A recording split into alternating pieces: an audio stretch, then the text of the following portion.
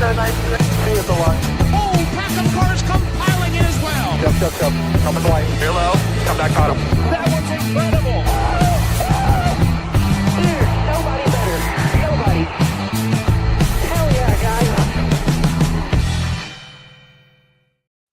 Hello there. How is it going, everybody? General Iceberg. Good evening. You know, I half the time, because my mic always messes up at the start of these, I'm like, how's it going, everybody? I don't want to blow your ears out. But you know what I think today? You know what I think would be perfect to start today with? Just before anything else. Is it something related to Buckles? Yeah, we need. There it is. Three in a row. Well The played. Taco Bell Undertaker is coming with those 3 bells now. I know, there's really ominous. It's like it's losing its meaning as Taco Bell's like jingle, and now it's becoming something much darker, much more twisted.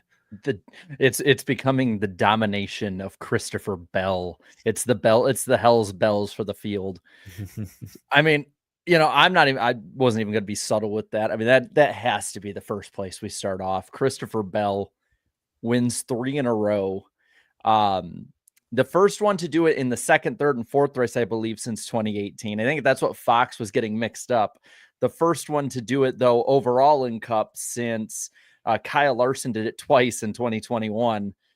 But what are we thinking, guys? Christopher Bell right off the bat, just coming out like a bat out of hell. It's wild, man. I mean, because he didn't dominate Atlanta. He's kind of, right place, right time. Coda, he was a top 5 car, really came on strong towards the end. And I mean, let's be honest, I think tire strategy played into his favor. The timing of cautions played to his favor. But Phoenix was kind of like 1 year ago. He just kind of dominated, even with the added variable of the option tires. I don't really feel like that race was ever in doubt until the final restart when Denny Hamlin, clean air, was able to keep it with him, keep it close. But now Christopher Bell, I mean, he's been the statistical leader at Joe Gibbs Racing, I would argue, the last 2 or 3 years. Keeps making the championship 4, or last year was 5th in points at the end of the season, multiple wins a year. But he's becoming a more vocal leader after Coda, his push to promote clean racing in the Cup Series. He's running dirt races more now. Joe Gibbs, thanks in part to pressure from Bell, lifted the dirt ban. He's going off and racing Tulsa. He'll be racing the high limit race. I think it's his high limit debut later this week. Christopher Bell is not just now a leader on the racetrack in the stat sheet. I think he's becoming comfortable being a broader leader of the garage, which, I mean, hey, NASCAR's been looking for that next star. Christopher Bell's throwing his hat into the ring. Larson, Elliott, Christopher Bell. I mean, that could kind of be your charge into the future if all stays according to plan. How about you, Danny? What do you think about Bell so far this year? Just starting on fire.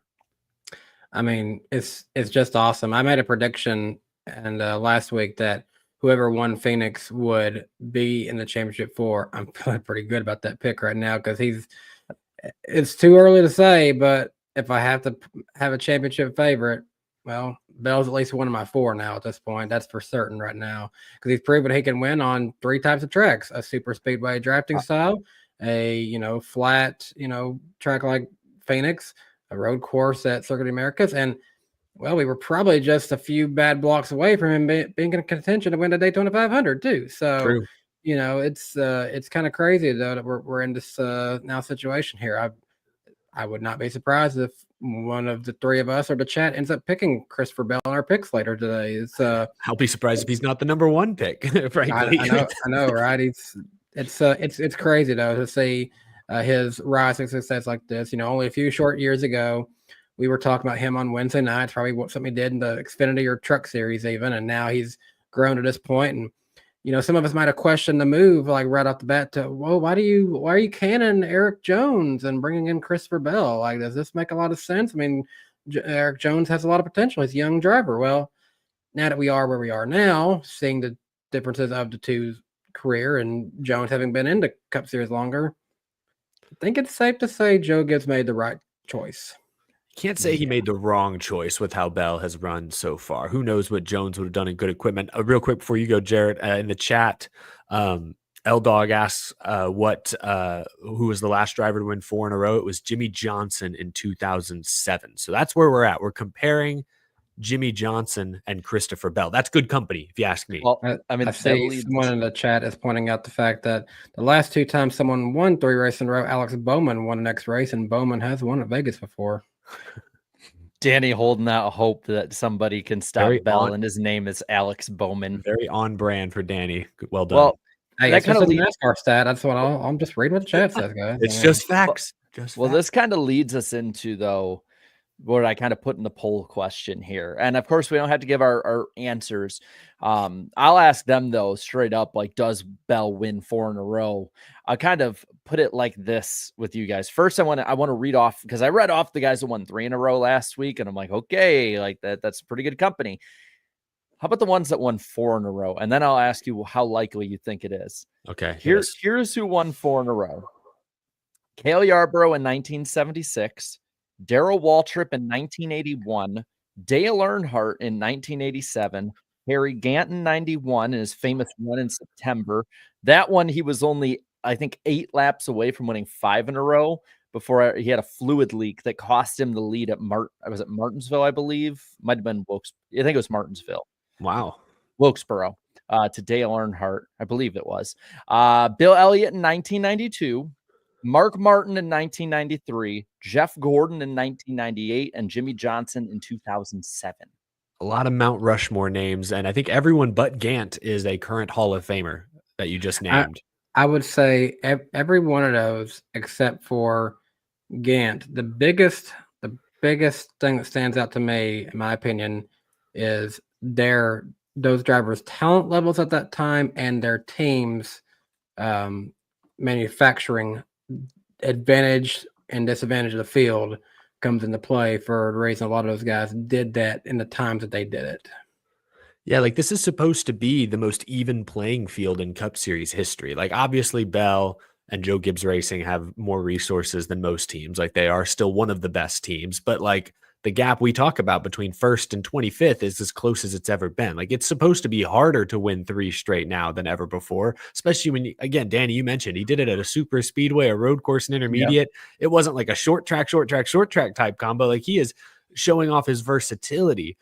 Even if he doesn't get 4 in a row, because a lot can happen at Vegas. I think he should be one of the favorites, but a lot can happen. Even if it just ends up being 3, still, what a statement out the gate. First driver in the next gen era to win 3 in a row.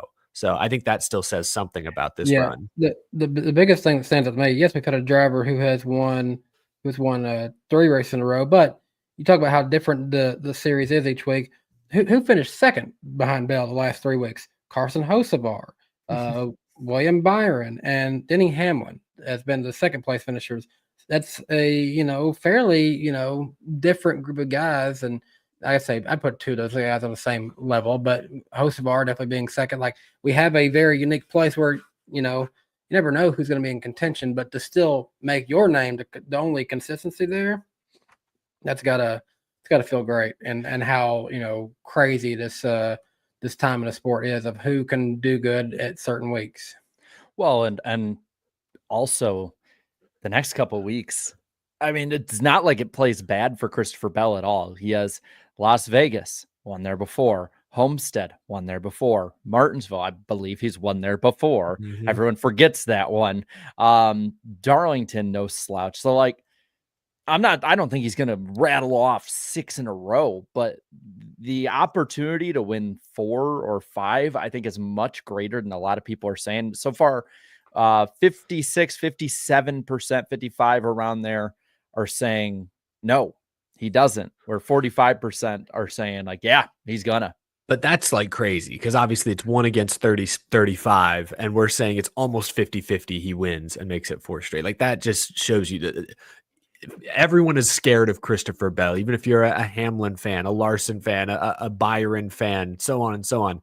Everyone's took note of what Christopher Bell has done, and nobody doubts him I'm anymore. scared of him.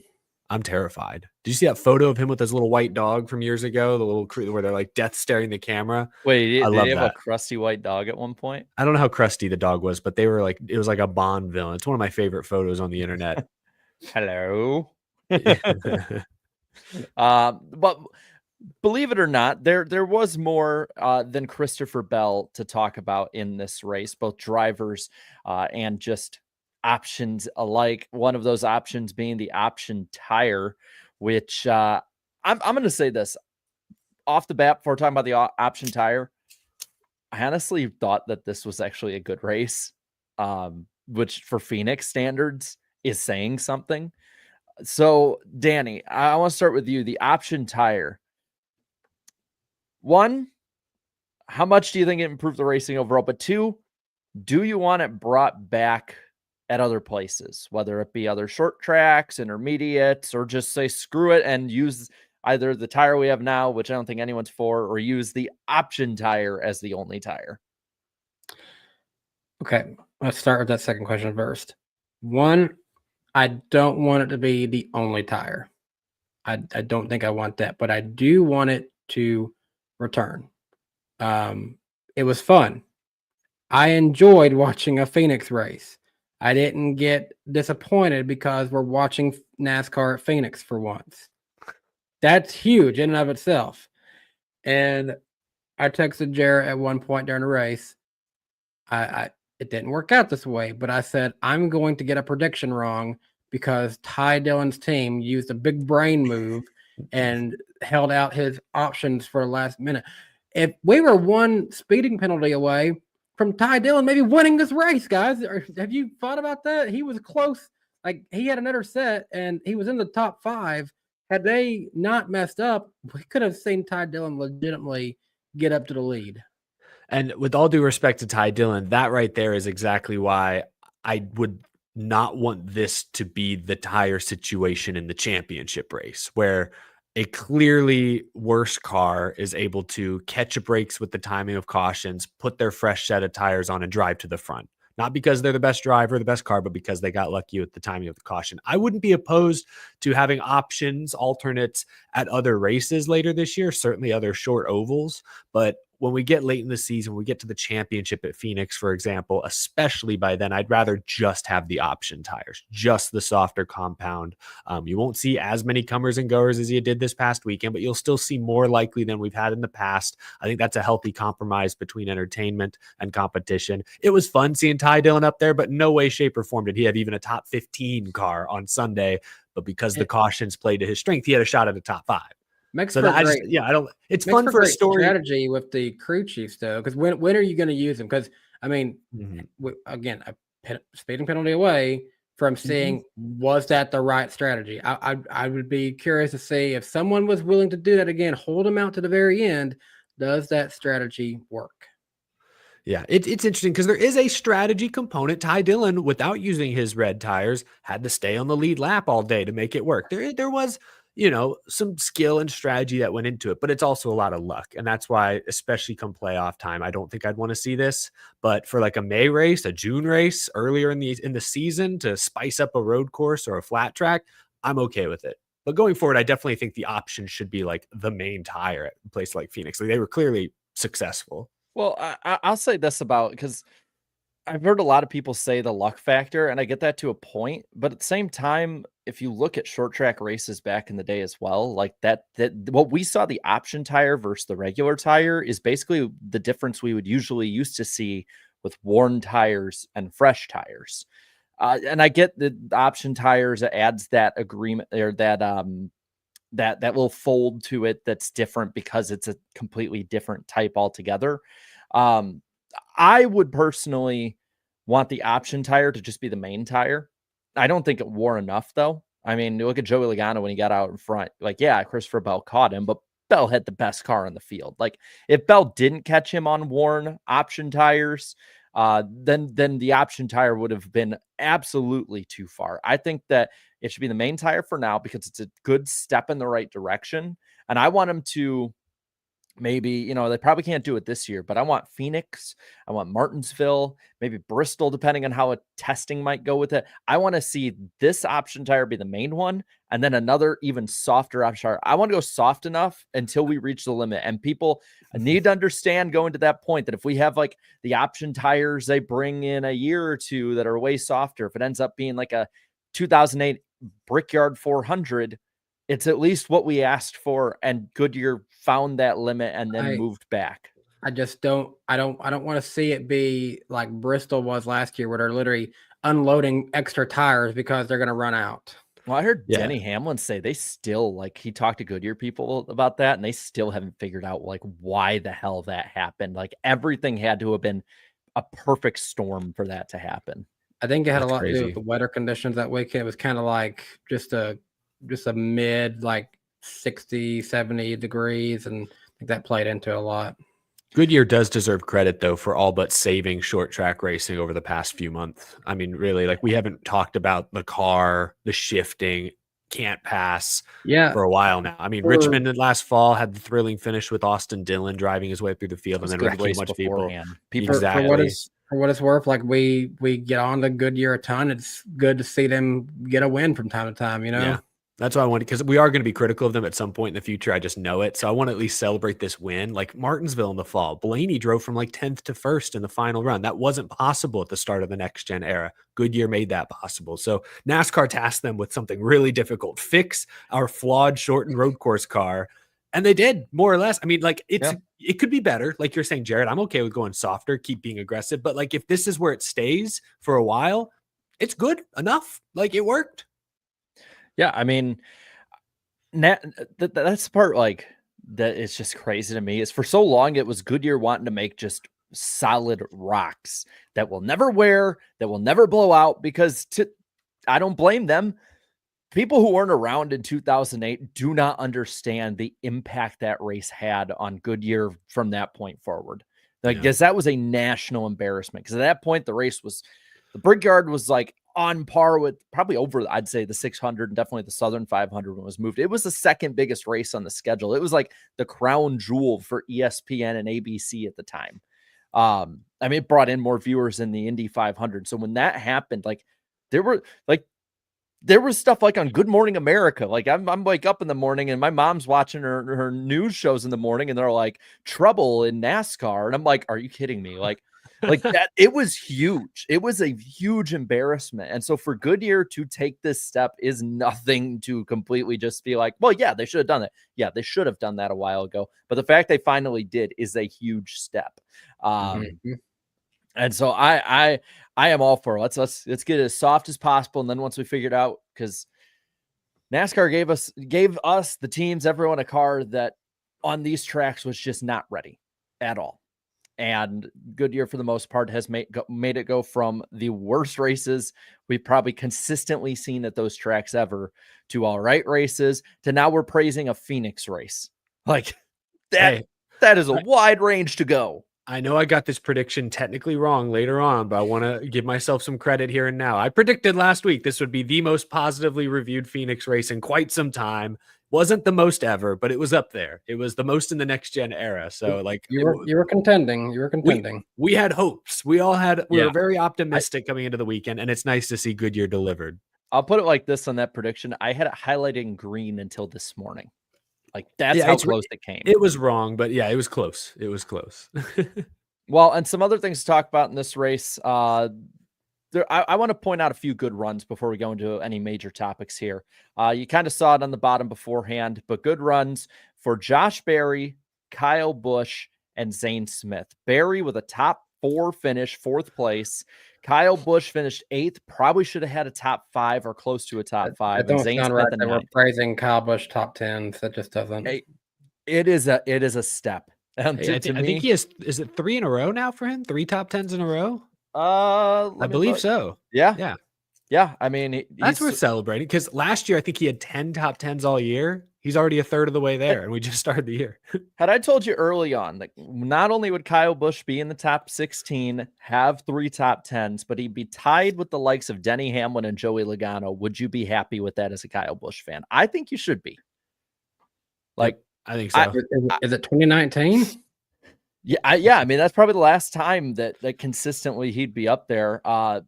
So I just wanted to point that out. Now, on the other end of things that might not have been the greatest, there was the big one that happened in this race. Really caught us all off guard, that even happening.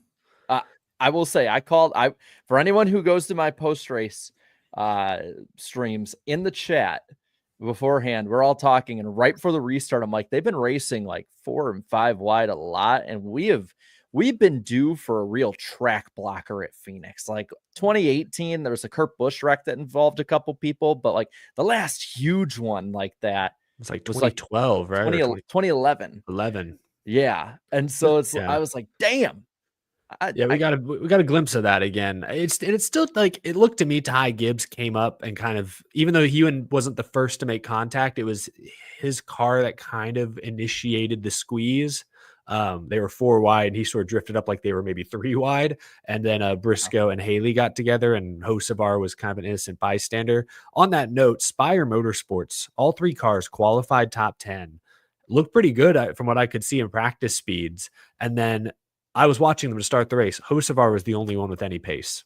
McDowell and Haley dropped immediately, and then Hocevar had a bad pit stop, and that's why they all got swept up in that wreck. Or McDowell had his own issues separately. Really rough day for Spire, side note, and a rough day for Ty Gibbs. I don't want to like bounce around too much, but Ty Gibbs, it's been well documented now. 9 straight finishes of just bad. Wait, And I had Hocevar as my underdog last week. I'm kind of glad I did, because he really, underdog.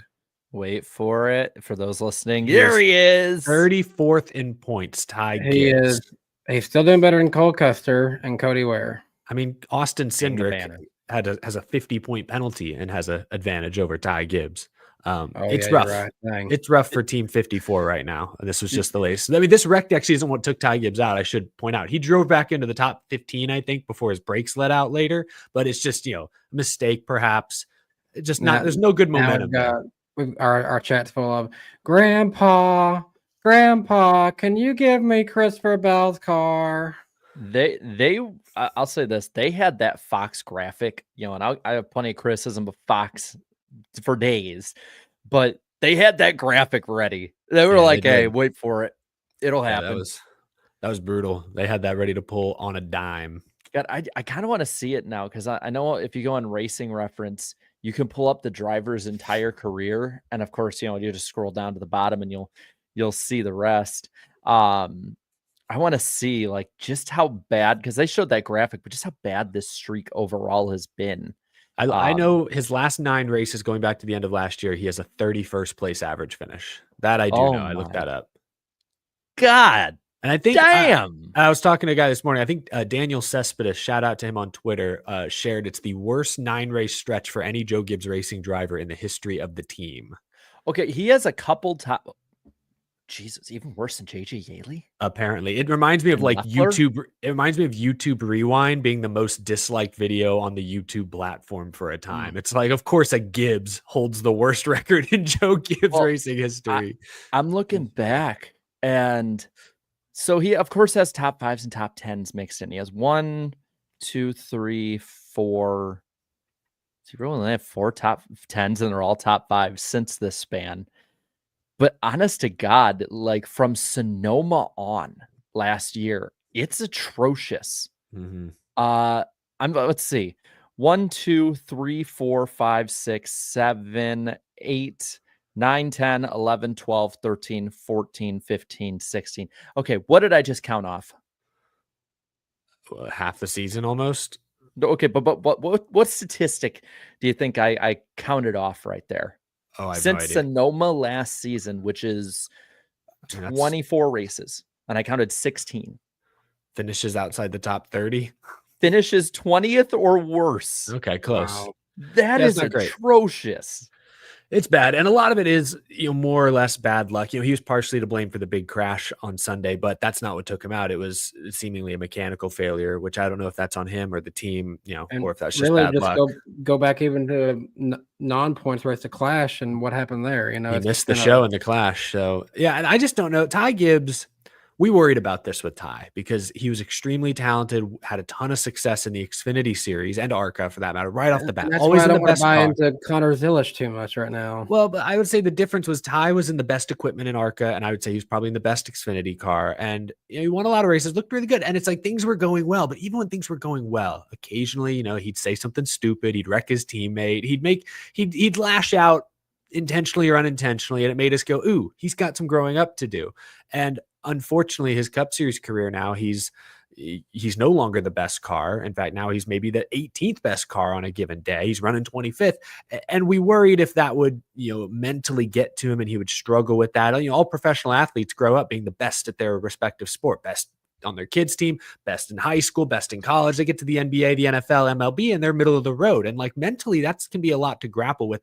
I guess this is my long-winded way of asking: is Ty Gibbs' head just not really in it right now? He's got to get something figured out because he's got nothing to worry about for his ride. It's not like he's going to lose that. Yeah, I'm going to bring something up as respectfully and gracefully as possible, and I'm not saying it to bring up demons or anything bad like that. But you also got to remember how young he is and what he's been through in the last 2 years or so. Like, and especially, I can't imagine going back to Phoenix if I'm Ty Gibbs. That's a fair point. I want to give him a little grace there. Like, don't get me wrong. Like, if we're just looking strictly performance, like, it's awful. Like, in that car, the caliber of driver that I think he is, like, this is unacceptable performance. He should be better. Because, like, if he ever gets a win there, it's gonna mean a lot to him to get that win there.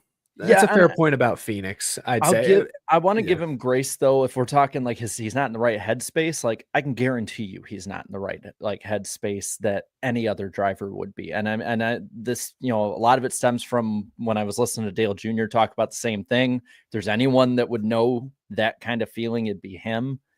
And don't get me wrong, like if you look early in his career, like there was a good span of time there too where he wasn't the greatest either. So I want to give him that respect at least too, that like he's probably gonna need time to get fully focused. It's not going to be something that flips in a year, 2 year, 3 year kind of thing. I want to give him that at least because I do think he is an incredibly talented driver. What he showed. I mean, yeah, he had the best car, but I mean, people forget just how dominant he could be at times. He won in his first start in the Xfinity Series. Yep, with no logo on the car, if I remember correctly. Yeah, nothing on it. So, I think they can dig out of it, especially like all it takes in this system is a win, and then you can spend half a summer, testing basically at that point. So, my only concern with Gibbs is that he has, his rookie year was fine. Then he actually was pretty good for most of his second year. And then this is like his third year. It's just the ebb and flow is why it's like, man, like where's the lack of focus? Where's the mojo at? What's changed recently? Harrison Burton won in his third season. What was his average finish last year when he won Daytona? It was not good. Yeah. No, I mean, the season's not over for Ty Gibbs. I don't think anyone's saying that. We're just saying it's over, Eric. It's over. It's over. It's yeah. It is so Tyver. No, it's not that. Well, who it looked at times to be over for was a couple of guys that made mistakes on Sunday, whether it be just mistakes of luck or mistakes of penalties. The luck ones with the caution coming out, Byron and Elliott were, I think, the big losers on that one. Where is Sal in the chat to tell us how big of a loser they were in that moment? That just plain sucks. Like you can't control that happening. Was it Ty Gibbs crashing that caused that caution too? I don't remember around there. It might have been him or maybe Bubba. It might have been Bubba losing his brakes or what his issue was. I just realized, chat, you're picking the wrong Ty each week for suck pick. You need to be changing it up now. It sounds like. I mean, Ty Dillon is higher in points. Yeah, and we almost had a top 5. So hang the banner. I still think if somebody picks a suck pick and they win, it should be -10 points. I still think that. I still think we should write that into the NWP bylaws. Everyone picks Cody Ware every week. I'm just saying, if for some reason I'm just saying. The one though that I do want to talk about, and this isn't to rub salt in the wound for anyone, but Joey Logano's early penalty. Now, as soon as I saw it, I'm like, okay, yeah, that's pretty black and white rule. It just reminds me of the double yellow line rule at super speedways. Clint Boyer immediately sets the tone for the discourse on this, though, going, that's way too ticky-tack. And you just hear Kevin Harvick be like, it's a black and white line. Oh, technically yellow, but yes. No, it was a penalty. It sucks because we're talking about like 3 inches. And like, did he gain an advantage by doing that? No, but that can't be a gray area. The sport is full of gray areas. Fans, drivers alike are constantly calling for gray areas to be eliminated. It sucks that it was a hefty penalty that put Joey behind pretty much the whole day, but a penalty is a penalty. The call is the call. This is one of the easiest calls to make. And it's not like this is a new thing where it's like, oh, we're getting used to restarts at Phoenix. Like, no. Guys have gotten called for this pretty much every race weekend since they repaved the dog leg. Like, this isn't a new thing. Drivers are aware you can't dip below the yellow line before the start finish. Stay in your lane. Everyone knows it. So Joey got caught with doing it. It sucks. Bad break, but the call was correct and needs to be enforced as such. I'm sorry. I just saw what Peter put. It sucks. And we're talking about 3 inches. Hey, at the end of the day, it turned out to be a lot of length when it came to Logano. Unfortunately Just for that. tune into NASCAR each week, guys, and you'll get all you need. His option tires didn't last long enough. Well, and that set him so far back in the race, they had to use their option tires early. I'm going to reject that notion. He did not need to use his option tires. Josh Berry, same equipment. I mean, they're all basically the same equipment, but same shop. Also got sent back to 30th around the same time because of an issue on pit road. Did not burn his options and drove back to finish 4th. So I will say, I think Joey Logano, I don't blame them for doing it. I think in the moment it's fair to say, hey, this is our only way we get back into it. But if you're, big picture, they didn't have to, and Josh Berry proved that. But that it did ruin their race. Like, that's the point I was making. Well, is like, no, but Josh ended up, it put them in a position to make a bad decision. Sure. Like, yes. It's kind of like when you have a 12-yard sack on 2nd and 2. Like, yeah, you can run a 14-yard pass play, but like, you better not just try and like throw it into you might throw a pick. I hear you. I understand. I'm just saying that if obviously hindsight's 2020, but I'm just saying like his teammate effectively dealt with something similar and didn't put the options on, and it worked out better for them. So that was all I was trying to say was like, we praise Paul Wolf, great crew chief. This is one where I think, they got a little jumpy perhaps, but hindsight, they probably wouldn't have put the options on when they did. I will say that is the strength of Paul Wolf and Joey Logano. Those two like to just put it on the edge. Let's have a crazy ass strategy. And more often than not, they're pretty damn good at winning those strategies. This one, it burned them. You know what? This is let me pull it up. This is a great point here from Duke Chronic, though. I guess this is fair. Logano did get 9 stage points using that set. So I think based on their finishing results, he probably ended up with the same points as Josh Berry. So I can double check for you if you want. So, okay. All right. It's not, so yeah, we're saying, rare Paul Wolf L. Okay. It's a lowercase L, if even that. I'm not even going to say it's an L. It was just, hey, Barry got 6 more points for a 4th place finish than Joey Logano's 13th place run. So it's a lowercase L for the 22 team. Just a lowercase, not a capital. I believe. That's probably right. Can never keep these damn points and all that stuff counted right. Yeah, it'd be definitely a lowercase, not a big L, but a lowercase L. Yeah. Still a decent point day. On the other end, let's look at something this is going to be a talking point every cable race this year that was a non-cable race the year before. Let's look at the ratings real quick. We have the ratings for actually all 3 races this weekend.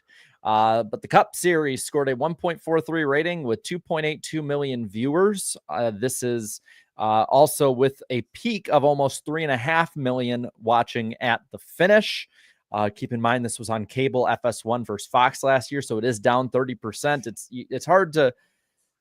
It's hard to compare, but this is more or less a reflection of NASCAR's decisions to take the money over the viewership, which we're going to be talking about all year. I mean, this is going to be something we're going to talk about this all year, except the first 3 races and the last 3 races, and then like Daytona and Talladega, because I don't know if people know this, but the next big Fox race is Talladega. And after that, the next race on network television is Daytona in August.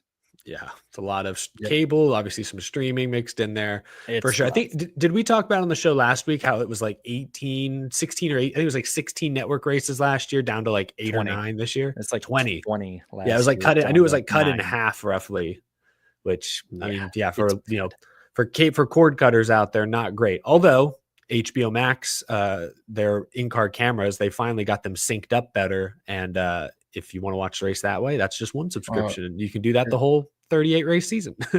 This is crazy. Napa Racing Fan 927 said, don't forget, Fox, instead of NASCAR, had Big East women's basketball that was what was more important in NASCAR this weekend. It's more NASCAR is more important in it, but the thing is, they're like, we need people to pay for cable because that's where we make our money is through FS1. People will pay for NASCAR. That's what it comes down to. I bet you $10 NASCAR got like at least 1 million more viewers. At least. Yeah, 100%. If they were purely chasing, that's like Fox. Be interesting to see you never see this, but it'd be interesting to see their bottom line, like how much of their revenue is from like TV advertising versus cable subscriptions. Especially how has that changed over the years as cable subscriptions have gone down? You reminded me with TV advertising. Holy crap, it's a huge difference even between a big Fox race and an FS1 race with the commercials. I mean, there were a few times where they like came back, watched them for like a lap, and then went back to commercial. And I'm like, oh Jesus, this is rough. Like, I mean, for Fox standards, it's like, they're like, what did we take away from Coda last week? I know how we filmed the finish. Let's have that same standard for every single thing we do. Let's call it the closest Phoenix finish ever, even though we showed the closest one ever 5 minutes ago. And one of the guys in our freaking panel won that race. Yeah. And we all were there. Fox was covering it. Like, how did you forget that? It was a great finish, close finish. I thought Kyle Larson actually was going to have it the way that those two teammates were racing at the end. Yeah. But I mean, I'm with you. Fox is. I'll give them credit. You know, they part of what's happened is during the Daytona and Atlanta races, they would not show commercials over green flag racing, full screen commercials. And, you know, that was awesome. I appreciate them doing that. That's great. But I think we get used to that. And so then when you go to a more traditional oval, it's more jarring, unfortunately. But yeah, I don't like to rant about it every week, even though I see fans ranting about it every week. Our friend Brock Beard is on Twitter pointing out their flaws, you know, half a dozen times every Sunday, and most all of his criticisms are fair. It's just everything at this point. Artie Kempner's no longer the director he used to be. It's clear that Fox maybe doesn't have the cameras they used to. There's just not the attention to detail there used to be. And I'm going to say it. I think Kevin Harvick's not very good in the booth. I like he and Boyer especially have zero chemistry. The dynamic, they're trying to be Shaq and Charles Barkley, but because Kevin Harvick's a champion and Boyer isn't, every like shtick is him putting Boyer down. And because it looks like a bully putting a little kid down, Boyer's like, I got to get the last word in, and he fumbles over it constantly. So they're failing on the Shaq Barkley dynamic, and it's hard to listen to. I don't like it at all. Mike Joy is trying his best, but now he's getting facts wrong, like closest finish, and it's the thing with Harvick. I can listen. I got a video coming out about tomorrow because at this point it's a biannual thing during the Fox side of the season, and I hate that it is because I think the reason so many of us get so upset, one, is because we remember when Fox was really good. Like if you started watching from about 2016 on, you don't remember prime awesome Fox. Like for years, even when NBC first came back, I would say publicly, Fox is my favorite like broadcast. Yeah, they were so good. It felt like a big game. So, they were sharp. It was awesome. I'll say this about Harvick. Harvick's problem is something that can be fixed. Like it's just stiffness. Like you can tell, I think the guy is still a little nervous up in the booth. Yeah. He doesn't want to. It's amazing. Someone like Kevin Harvick probably doesn't want to step on toes, things like that. But he's insightful enough and he knows enough about the cars. He's raced them so recently. And he still was really good. Like when he talks about that stuff, I'm invested. It's the way that Darrell Waltrip was in the 2000s. Clint Boyer has that, but it is clear that they're trying to play him up as the next DW, the next Mikey, you know, let's just play him up. And it's just not working. The experiment failed. We just need to admit it. I mean, I'd almost be fine with them doing what they did with Jeff Gordon, even though Gordon, I don't think was nearly as good as Harvick can be, and just doing a 2-man booth. Mike Joy, he's at the cliff. Like he's still good, but he's at the cliff DW was in like 2014, 15, where it's like, you can kind of see it going away a little bit, but it's like, it's still too taboo to call out yet without people getting on your ass. We need someone who can bring that same role as a Mike Joy, but who's in their mid 40s, basically. I'll give Joy credit. We talked a couple of years ago about maybe the energy's not quite there. The He's energy's been brought up. The energy has been up the last 2 years, I would argue. The problem is now he's slipping on the other things. Like, he got 2 important stats wrong in the final, 10 laps. It's like, oh man. When Mike Joy's getting history facts wrong too, Yeah. and it's like stuff you should know, that's when I'm like, that's a little concerning. Yeah, it's just it's we don't like to nitpick, but it's so consistent, and it's the problem. The problem I have is the CW with Kligerman, McMurray, and Adam Alexander. They've been together for 4 races now, and they already have Great significantly dynamic. more chemistry. Their dynamic is better. They're educational and energetic. Like that. That's the problem. Is we have a broadcast that's been doing it for 4 races that I already enjoy listening to far more. I just realized the mistake I made. I said that we need someone who can be like Mike Joy, who's in their mid-40s, and someone pointed out, how old is this person? Jamie Little, 46 years old. No. Be careful what you wish for. Daddy. No. I will say this though. I love the CW in the booth. I love the production. I love everything about the broadcasting that itself. The affiliates don't get for the CW don't get off the hook this week either. No, I mean, we can rip them in a moment. Yes. Well, I mean, we're going to bring up their ratings because the ratings sure, are sure. actually really good. 1.2 million viewers, I believe, for a Phoenix race, up 13%, another double-digit increase. We saw this coming. The problem is that wide swaths of the country didn't get the race. Like, I know a bunch of people in Wisconsin didn't get it. Michigan has been a problem all year with different areas not getting it. The Portland area didn't get it. Atlanta and the surrounding area this week cut off the damn race at 1 to go. Yeah, they had to issue an apology. The CW did. Ugh. I've said it after every Xfinity race this year because I did a poll and I was like, okay, we have, I think I had 500 something watching. I'm like, how many of you got the race in your area? And it was only 70%, 30% of the people of 500 watching, which is a pretty, and polling is not the smallest sample size ever, didn't get the race. And I can't, and they're yelling at me about it. And I'm like, oh, I didn't do it. What do you want me to do? It's unfortunate because these ratings, these numbers for the Xfinity series are great. They could be even better. And more than anything, what confuses me is the deal they have with streaming is the CW will put practice and qualifying on the CW app. You can go to cwsports.com or whatever it's called and watch it live for free because it's a network. It's a broadcast channel. You don't need to buy a cable add-on or subscription. It's over-the-air television, so they put it online for free. But then when it comes to the race, they're like, no, we're not going to stream that live. That you can come back a day later, but we require you to actually turn on your television set to watch that. And I don't get that. I understand there's contracts in place, but hopefully those contracts can be edited because that'd be the easiest short-term fix to all this. It's just stream the race on your website. It's free over the air anyways. Why not put it free on the internet on your site where you can still show the same commercials? I understand that, it's local affiliates. And so a lot of the commercials are local commercials. And how do you, I don't know, maybe with your IP address, they can still tailor your stream to the right local ad. I don't know the technology.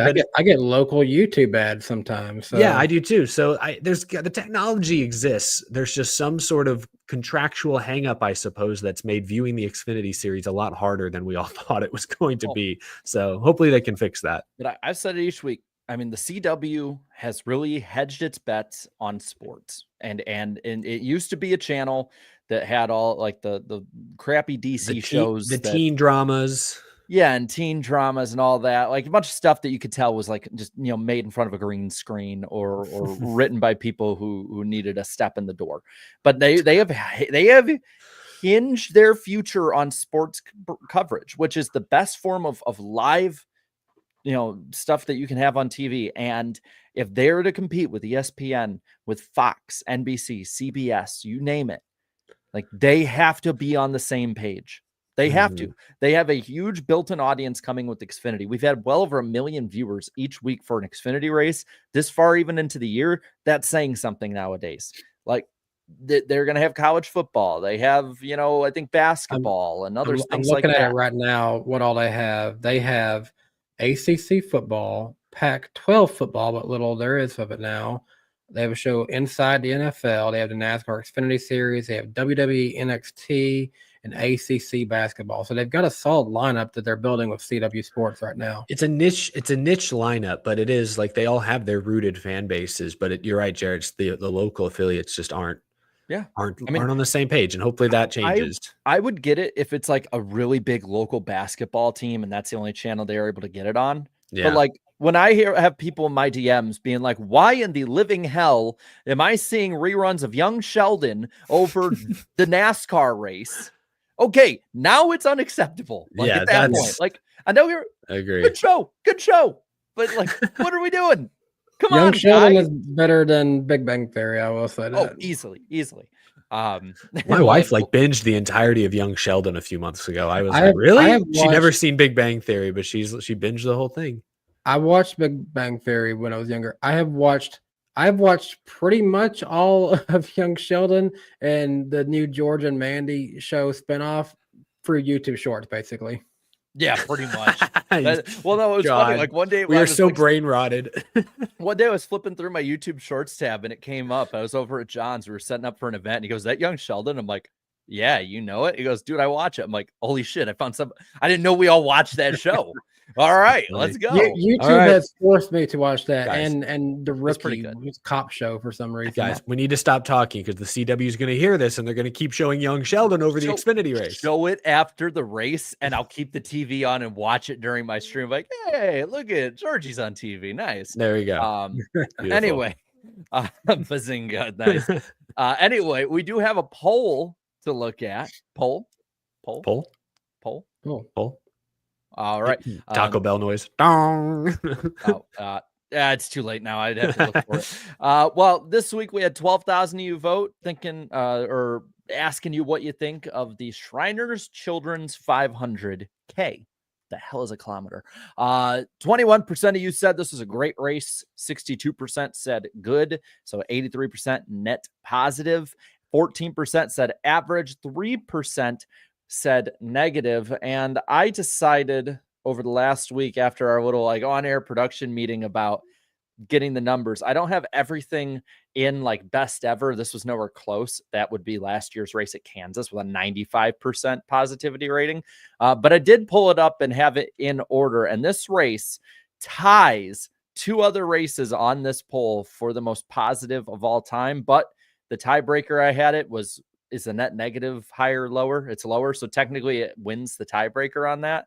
It tied the 2020 Phoenix spring race.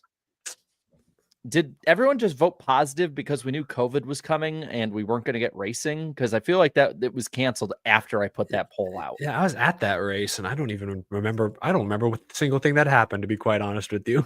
I don't even know who won that race. I don't even remember.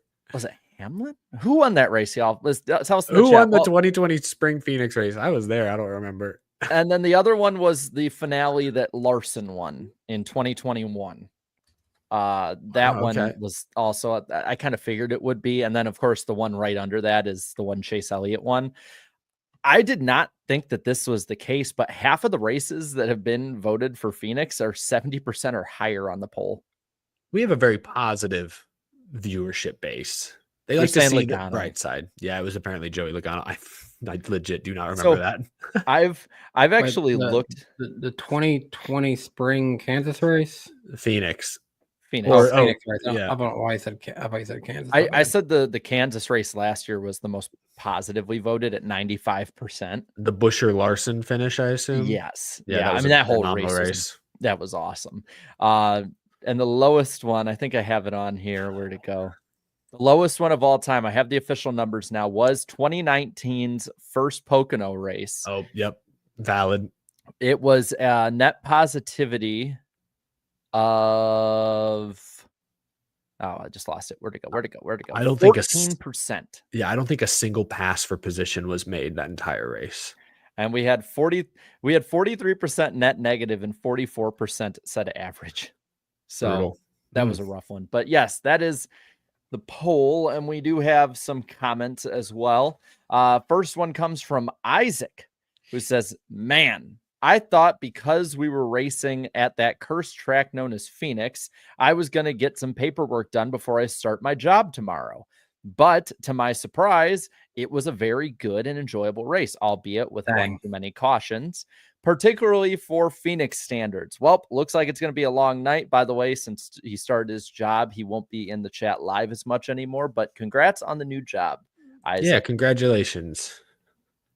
Comments here, some more. Snap back to reality. KFB says the miracle NASCAR, or should we say Goodyear, made Phoenix exciting for once, in all caps.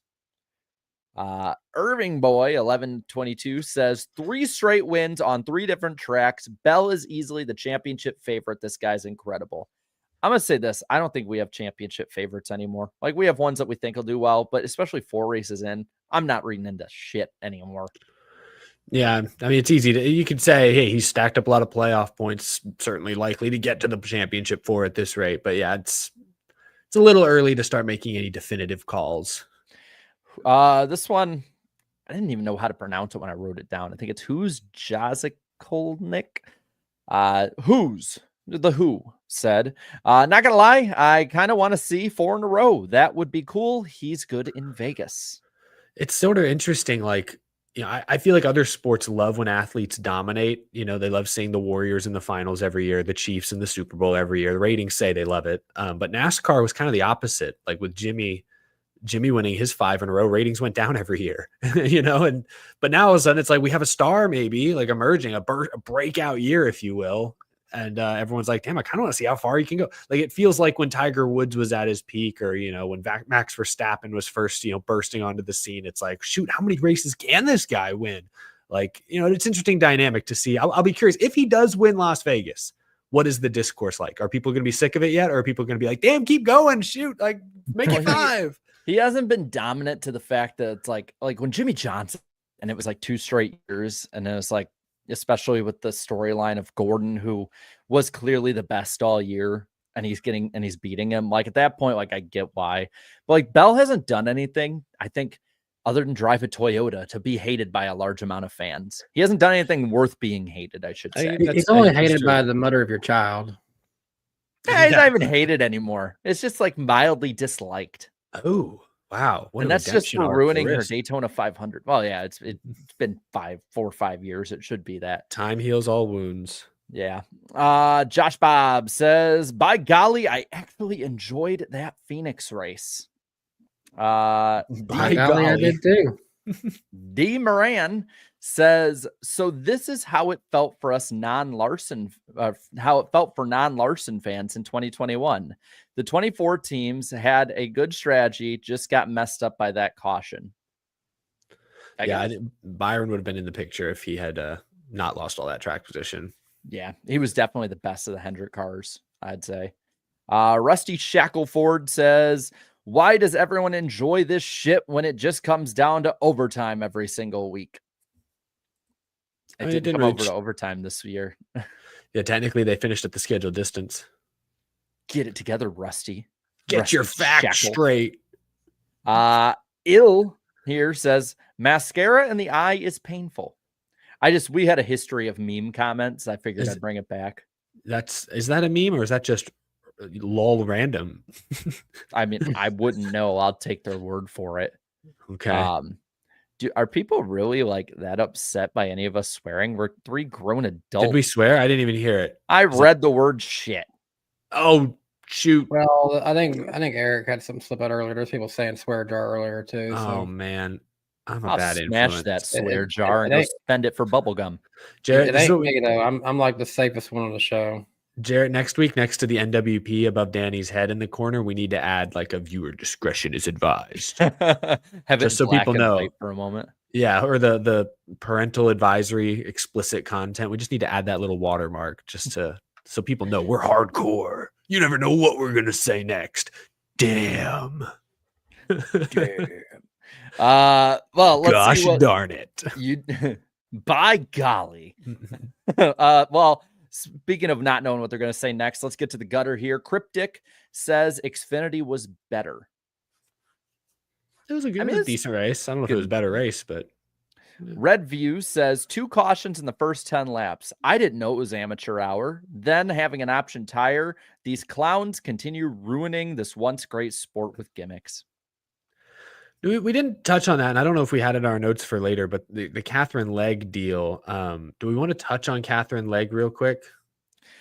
I think just the biggest thing is NASCAR needs to have a better vetting process, like running running 10 laps and getting crashed out of an ARCA race should not qualify you to I'm drive. kind of with Daniel Suarez on this. He's not mad at her. He's mad at NASCAR. Yeah, that's it's not her fault at all. She went through the hoops, but I mean, we had the same kind of conversation with Helio Castroneves, where it was same thing. That you have these people coming in. I guess she's driven an Xfinity before. She did run some ovals. She ran some ovals in IndyCar last year. She did run a good like. I'm sorry, I'm happy IndyCar is not a 1-to-1 to NASCAR. No, it's not. But I'm just pointing that out. Yeah, I'm happy for people like BJ McLeod and his family and that team, because she brought in good funding for one race that could benefit them as a program. And she was set up for failure. Oh yeah, for sure. So little track time, car she's never driven, slowest car in the field, difficult track. Now the thing that, so I looked at Catherine Legge and said it was kind of a 50-50 call, because she does have a lot of IndyCar experience. Like, you could argue she has more recent IndyCar experience than Helio Castroneves does, and they let Helio race. So I'm like, okay, I could see letting Catherine race. It's not a high speed oval. It's a more modest oval. So since it's a regular season race, I'm like, okay, it sucks it ended up why it did, but okay, don't let her do that in the playoffs, but okay. But then I saw a clip today from a Motor Stardom. I think it's RJ runs that is his name. Tommy Joe Martins said that, I think it was recently, he said that he was going to run the Coke 600 for Carl Long, and NASCAR would not approve him. And I know that Tommy Joe Martins doesn't race much anymore, but he's raced full time within the last few years, has, I would guess, probably at least 100 plus Xfinity races under his belt. Like, I would argue Tommy Joe Martins is more prepared to run. Take care of the car. I feel like I could trust, but there's differences there. That was a mile. That's the Coke 600 Crown Jewel, 1.5 miles, not a shorter oval. So I get maybe there's some discrepancy, but that made me raise my eyebrows. Like, I'd have to look at Tommy Joe's resume, but it seems a little surprising that he was not approved, allegedly. Say what you want about what she's done in the trucks, but I mean, Jennifer Jo Cobb has way more stock car racing experience and wasn't approved. And it's like, where's what I think we need actual reasoning given, other than, well, they weren't approved. Okay, well, why weren't they approved? Like, was it? Yeah, Tommy Joe Martin said it was because he supposedly did not have enough success in the lower series, which I'm like, what? Success? The right thing should be experience. It's not like Tommy Joe's a wreck magnet in Xfinity. When the hell has success been a metric to move up to the Cup Series? Do any of them remember Danica Patrick? Quinn Houff. Let me look up Tommy Joe's resume. I just want to see.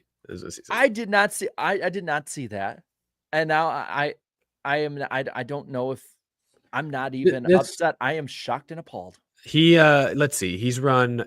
His last full Xfinity season was 2021. He ran all 33 races. He's run 6 and 22, and apparently he made one start last year. I don't remember that, but good for him. But in the last couple of years, at least, he was not approved to run a Cup race at Charlotte, which, again, 1.5 miles, I kind of get it, but like, I would argue Tommy Joe Martins is more qualified to wheel a stock car right now than Catherine Legge is. All due respect to Catherine Legge.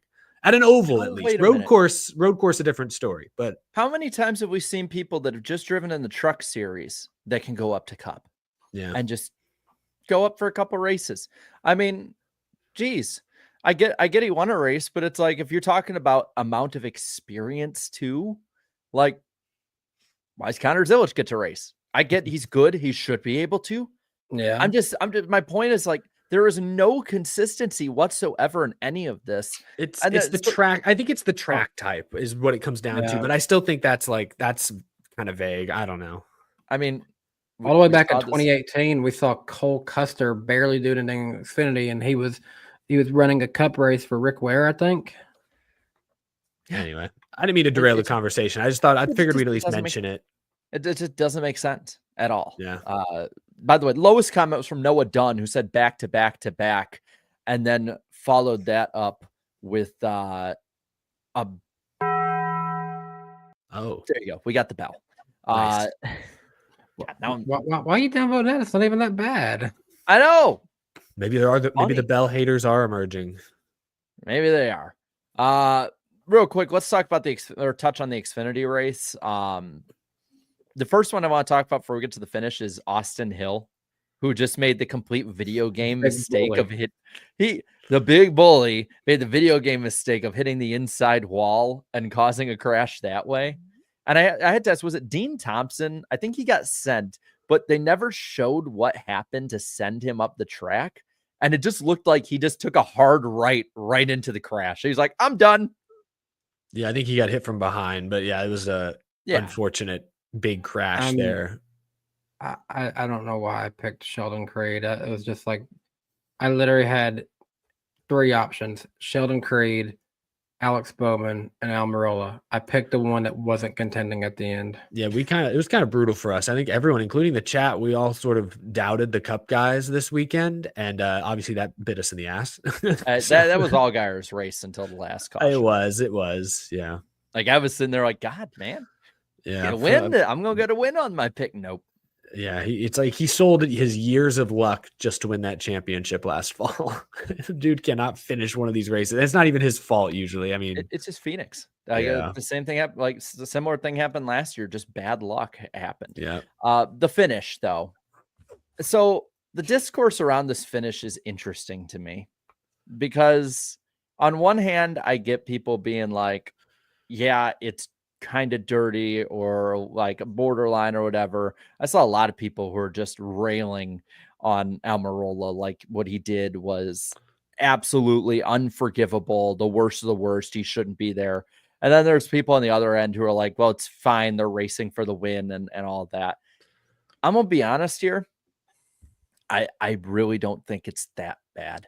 I really don't. I really think that a lot of people out there, and maybe this is part of just the fan base on social media, has gotten soft because there's so many races that have ended like this before that we tout as some of the best finishes ever. I mean, immediately I'm thinking of Craven and Busch banging doors side by side up near the wall at Darlington for half the straightaway, but somehow this is worse. Might be very controversial of me to say this, considering who my favorite driver is.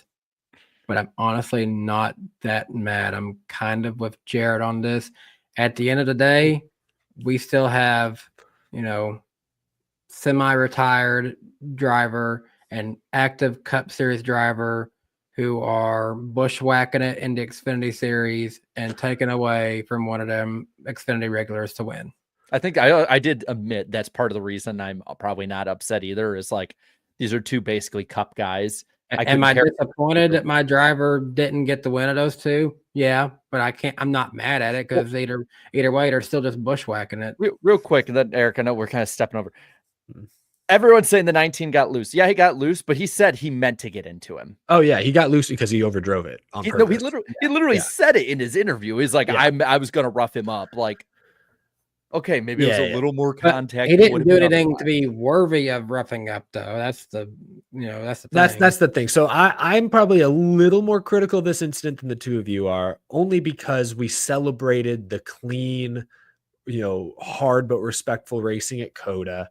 And Almirola, I'm not convinced was better than Bowman. Bowman, and maybe this was a strategic error, hindsight's 2020, but Bowman leaving the inside as open as he does seemed to be saying, hey, let's race to the line side by side. He didn't want to get punted out of the way entering the corner. So he said, hey, I'll give you space to operate down here. Can you beat me straight up? If we rub a little, we rub a little. And Almirola took that as, okay, I'll use all this space up and wedge you into the wall to win. And that's where I was like, oh, Bowman clearly went into that corner thinking they were going to race it one way. And Almirola said, no, I'm going to be as selfish as possible and just give him a chance to be fair. But And so my thing is, obviously that's not like NASCAR doesn't penalize for stuff like that. I'm not saying that what Almirola did was like penalty worthy by NASCAR. Yeah, no, I'm not saying that. I'm saying is that going forward now, everyone in the Xfinity Series field should look at that and say, okay, if Almirola is in front of me for a win, I'm going to move him. Like Almirola, in my opinion, just gave everyone the green light to knock him out of the way for a win because of how he chose to race Alex Bowman right there. So I'm fine with him. You celebrate the win. You got the win. You did what you had to do, but you hopefully will be okay when you eventually suffer the consequences. That's all. Like I went into that thinking, oh, Almirola, Bowman, clean, respectful. It's going to be side by side. Good stuff. Oh, Almirola didn't think that. Everyone knows now that Almirola is not this squeaky clean, established veteran. He'll be rough when he has to be rough. Just know that going forward. That's all. So I don't hate the finish, but I expect Almirola to get roughed up next time by whoever is behind him. That's all. I just want to see an eye for an eye, I guess. Yeah, I agree with the second part of what you said. Like, I think Almirola should get raced the same. Like you do, you give it, you gotta take it. I just think, Bowman left the bottom open. Yeah, that's Bowman's mistake then. Like, Yeah, but if he doesn't do that, he gets knocked out of the way. It's like when A bump and Cindric run. it's when Hemrick not punted. That's aggressive. When Hemrick bumped Cindric and they raced back to the line, that was and cleaner. nobody had a problem with Yeah, it and either. I would argue, but he still lost. I'm saying that would have been cleaner than what Almirola did. But in both cases, the guy leading lost. So that's what I'm saying. Like Bowman was like, okay, I don't want to get Cindric here. I'm going to try and show, hey, let's race clean. And Almirola, 40 years old, family guy. I think Bowman expected him to respect the clean wishes, and Almirola just didn't. So I think my big point too is like, and I think that's kind of what Danny's got to, and what you kind of brought up too. I'm like, this is what NASCAR's had for a long time. We have some drivers that are more clean, others aren't. There's a reason Eric is racing part-time in Xfinity nowadays and not in Cup either. Like, I mean, there's both ways you can swing at that one, but I'm just this like pearl clutching that our fan base has, with some drivers over others is just, it's very funny to watch to me. And on the other side of it too, they point out, yes, Family Guy was mentioned. Sorry. I saw that. I had to point it out. Yeah. At the end of the day, he's going to get raced that way at some point, as long as it's not something super egregious. Yeah. If he gets doored for a win or bumped out of the way for a win, he better not complain. That's all I'm asking. Yeah. And Ryan brings up here, and this is perfect because we're going into the first super chat stage break. Tony Stewart's final win at Sonoma, where he shoved Hamlin to the wall on the hairpin turn, is a good example of a good finish where both drivers were getting into it at the end. I mean, to this day, that finish is celebrated. I honestly think what Tony did, kind of putting him in the wall there at the very end of that corner, would be somewhat worse. But the only difference there is Hamlin made a huge mistake to even allow Stewart there. So did Bowman. I don't think Bowman made a mistake. He left the door open. No, but Hamlin blew the corner. Like Hamlin straight up blew the turn, I know, which allowed Stewart to get in there. Bowman just said, no, I'm going to strategically run the outside so I don't get bumped out of the way. Let's race clean. And he just misjudged Almirola's intent. That's the only difference I would say there. But yes, I mean, Stewart was known for roughing guys up, and people would rough him back up too sometimes. That was how he made his money. Yeah. Well, going into the first super chat stage break, you guys can help keep an eye on it for me time-wise. I'm going to get it going here. Sounds good. Hunter Nixon Fishing with the 10 here says, NASCAR fans on Monday going to get a new set of tires. Y'all get any of them option tires?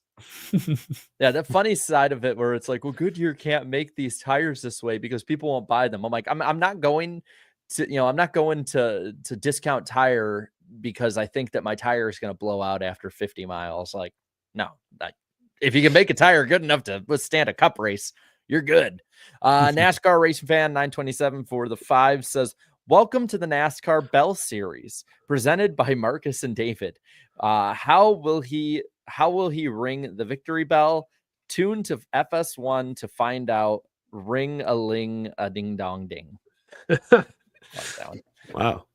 Alex Left at the 10 here says, I just want to ask, which one of Bell's mobile paint schemes do people like better, last year's or this year's? And there goes the sirens. I like this year's scheme better, even though it's mainly a swap between black and white. I swear when that siren started up, I thought it was my dog howling for a second. I'd have to look at this year's scheme again, but I think I ranked last year's scheme as my favorite scheme of the year. So that one's going to be tough to beat. I like Reddick's mobile one scheme he ran, I think, this weekend. That one looked clean. I like that. Yeah, that was hot. Timmy here with the 23-month member chat says, welcome back to NASCAR, Carl Edwards. We missed you. We'll talk about that in the second half of the show for sure. Garabuki here says, my buddy hates Logano, Byron, and Bell. He's also a Suarez fan. Needless to say, these have been a rough few months. Keep him in your prayers, boys. That's rough, buddy. That's very rough.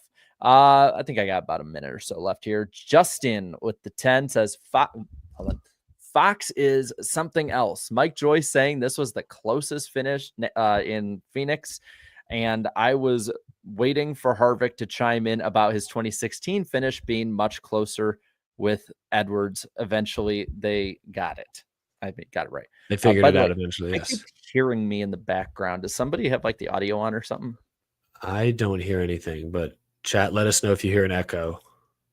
SW here for the 2 after Martinsville. Bell is on a revenge tour. Yes, It's he true. is.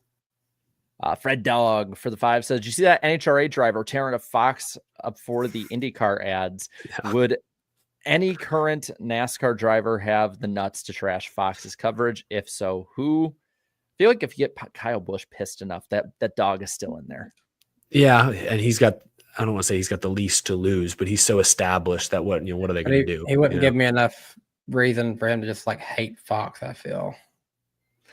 And then Andrew Winslow here, I'll read this one, then one more, says, "This week's big loser is me because I accused Herbst of the wreck Ty Gibbs caused. Oopsie. In all honesty, it's panic time for Ty." It's definitely win first time. Yes, win now. And then last one, West Virginia for the 10.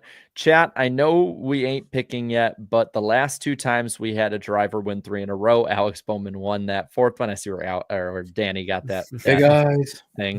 The 4th race, and it's Vegas. Just saying in advance. Have a fun show, guys. Got to get back to work. In the West Virginia. That was not the comment I was reading earlier. That was a different one. But that is the first super chat stage break. We'll read the rest towards the end. Now it is time for the lightning round. Let's get it. All right. Let's see. Of course, the weekly, we do have a channel that you can subscribe to, NWP Clips, or at NWP Clips, where we put the full episode replays when it comes to the Thursday after any live show we do. On the other end, Sonic Automotive has filed for the trademark for the name Echo Park Speedway, which is suggesting it'll be the official sponsor name of an SMI track. Let's be honest, it's probably Texas. God, I hate that. But per Adam Stern. I hate that. Texas Motor Speedway sounds so badass. It's the only thing badass about that track right now. Don't take that from me.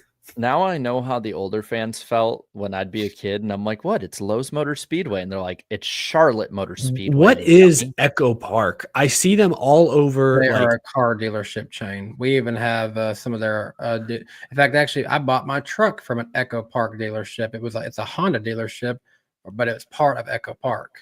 Okay, because like they sponsor Coda every year, which is deep in the heart of Texas, and I ain't seen Echo Park anywhere. Yeah. It's a car dealership chain, kind of like a Hendrick Cars. Okay, I just haven't seen that many of them in Texas, at least. I'm sure they're around. I guess it's because you're not just going to see it labeled as Echo Park. Like I think then why are they advertising it that way? They have some, but I guess they have like a larger website though. Guys, it's a lightning round. Dealerships under it's them. a lightning round, not a tornado round. I'm confused. I'm a former car salesman discussing the dynamics of car sales, Jared. We're talking about rebranding my home track. Sell Eric on it during Texas week. Beefaroo is offering a Noah Gregson burger in April, a nacho burger. I am not shocked. The company will be on the car at Vegas, Homestead, Darlington, Gateway, and Kansas this fall. Also, there have been some pre-announced concerts. Texas will have Ernest, the country singer, not the guy that went to jail. And Michigan will have Nate Smith, per Bob Pockris. So for anyone who thought Ernest got out of jail and went to Texas or Echo Park, no. If I hear Ernest, I just think of like that 90s Ernest character. Ernest went to jail. Ernest is this. Ernest, yeah. That's immediately what I thought of. On the OEP rule, the open exemption policy or whatever the hell it's provisional, called. But yes. Provisional, same shit to me. It's been edited. When somebody has been approved, they have a guaranteed spot in the field. The field will be 41 cars. So for the Daytona 500, we'll have 41 cars. So in other words, it's not like, hey, you have the OEP, but if you qualify in, you don't actually get to use it. No, instead, if you ask for the OEP and get it, that's what you get. No purse money, but you're going to be the 41st car regardless of qualifying. So I kind of like that. It might make a team be less quick to like want to do the OEP, because instead of being like a safety net, now it's more of like, you'd like to have the chance to qualify in organically. Interesting part is NASCAR has now given itself the discretion to classify some races as non-OEP races. I'm assuming like the finale and stuff like that. Yeah, maybe. But that's weird because they could just like, I don't know. I guess if Lewis Hamilton showed up and said, I want to race Phoenix in November, like NASCAR changed the rules. Yeah, they'd be like, well, just because of this weekend, you don't qualify for the OEP. But I'm Lewis Hamilton, mate. Sorry, we're I see we're just Australian. well, they say mate. Don't they say mate in the UK too? No, I say bruv. Bruv. Oh, I guess you're right. Uh, They do say bruv. well, you know what, bruv? Next week we'll be on Danny's channel, which should be a lot of fun. Mm. March 19th. And I guess we'll say it right now. I believe Danny is one of our two guests for sure coming on. Yeah, it's my understanding there'll be some news come out next week. If you're a Joe Gibbs Racing fan and you want to know more about that, be on the lookout. So our good buddy from Joe Gibbs Racing, the partnership director, is going to join us briefly, but there's going to be some cool updates to talk about with him. So can't say what that is now. I know, but y'all find out next week. Well, and Jet will also be on with us next week, and we promise everything Mike-wise will be all good. I talked to him about it already. We're all good, but Jet will be coming on, helping us preview Homestead. So that is the lightning round. And by the way, for anyone who was wondering, down on the bottom, those are the fantasy league standings when it comes to NWP. So if your name's on there in the top 20, or you're like me and Danny, and we get a provisional to be on the list, but not in the top 20, we're good. And you'll be on there. But now let's get on into the headlines. And honestly,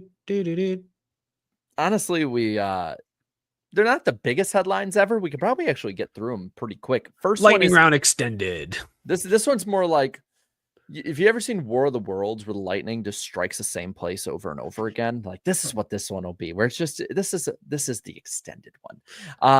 But Prime has announced their broadcast team for this year and beyond, and we got some pretty big names on it. Of course, the booth has already been announced. It's AA. Adam Alexander, for those that want to know, Steve Letarte, and Dale Earnhardt Jr. In the pits, we have Kim Kuhn, Marty Snyder, and Trevor Bayne.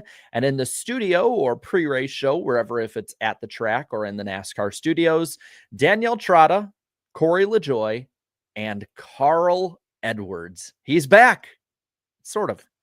Somewhat permanently. He's going to actually be in the garage on the road week after week. I mean, it's only, at least as of now, confirmed for 5 weeks, but 5 more weeks than we've seen him in previous years. Well, I gotta say, the big takeaway I have from this is it is youth and enthusiasm. Like youth and enthusiasm seems to be what this crew is. I mean, the oldest person there is Marty Snyder, and NASCAR broadcasting terms, he is not old at all. He's still very sharp. And he has a son who stays very much, at least somewhat informed of the online culture of NASCAR. I'm sure he is feeding his dad information about more than you know. Yeah, definitely. I think it's a good group. I think it'll be interesting to see that pre and post race show. I think Daniel Trotta is very good in that host slot. Corey LaJoie and Carl Edwards are kind of new to that role, their respective roles. I mean, both are, especially LaJoie is very comfortable on camera in front of a microphone. He's been, doing his own podcast for years now, but like a TV studio type show will be interesting to see how that dynamic works. Carl,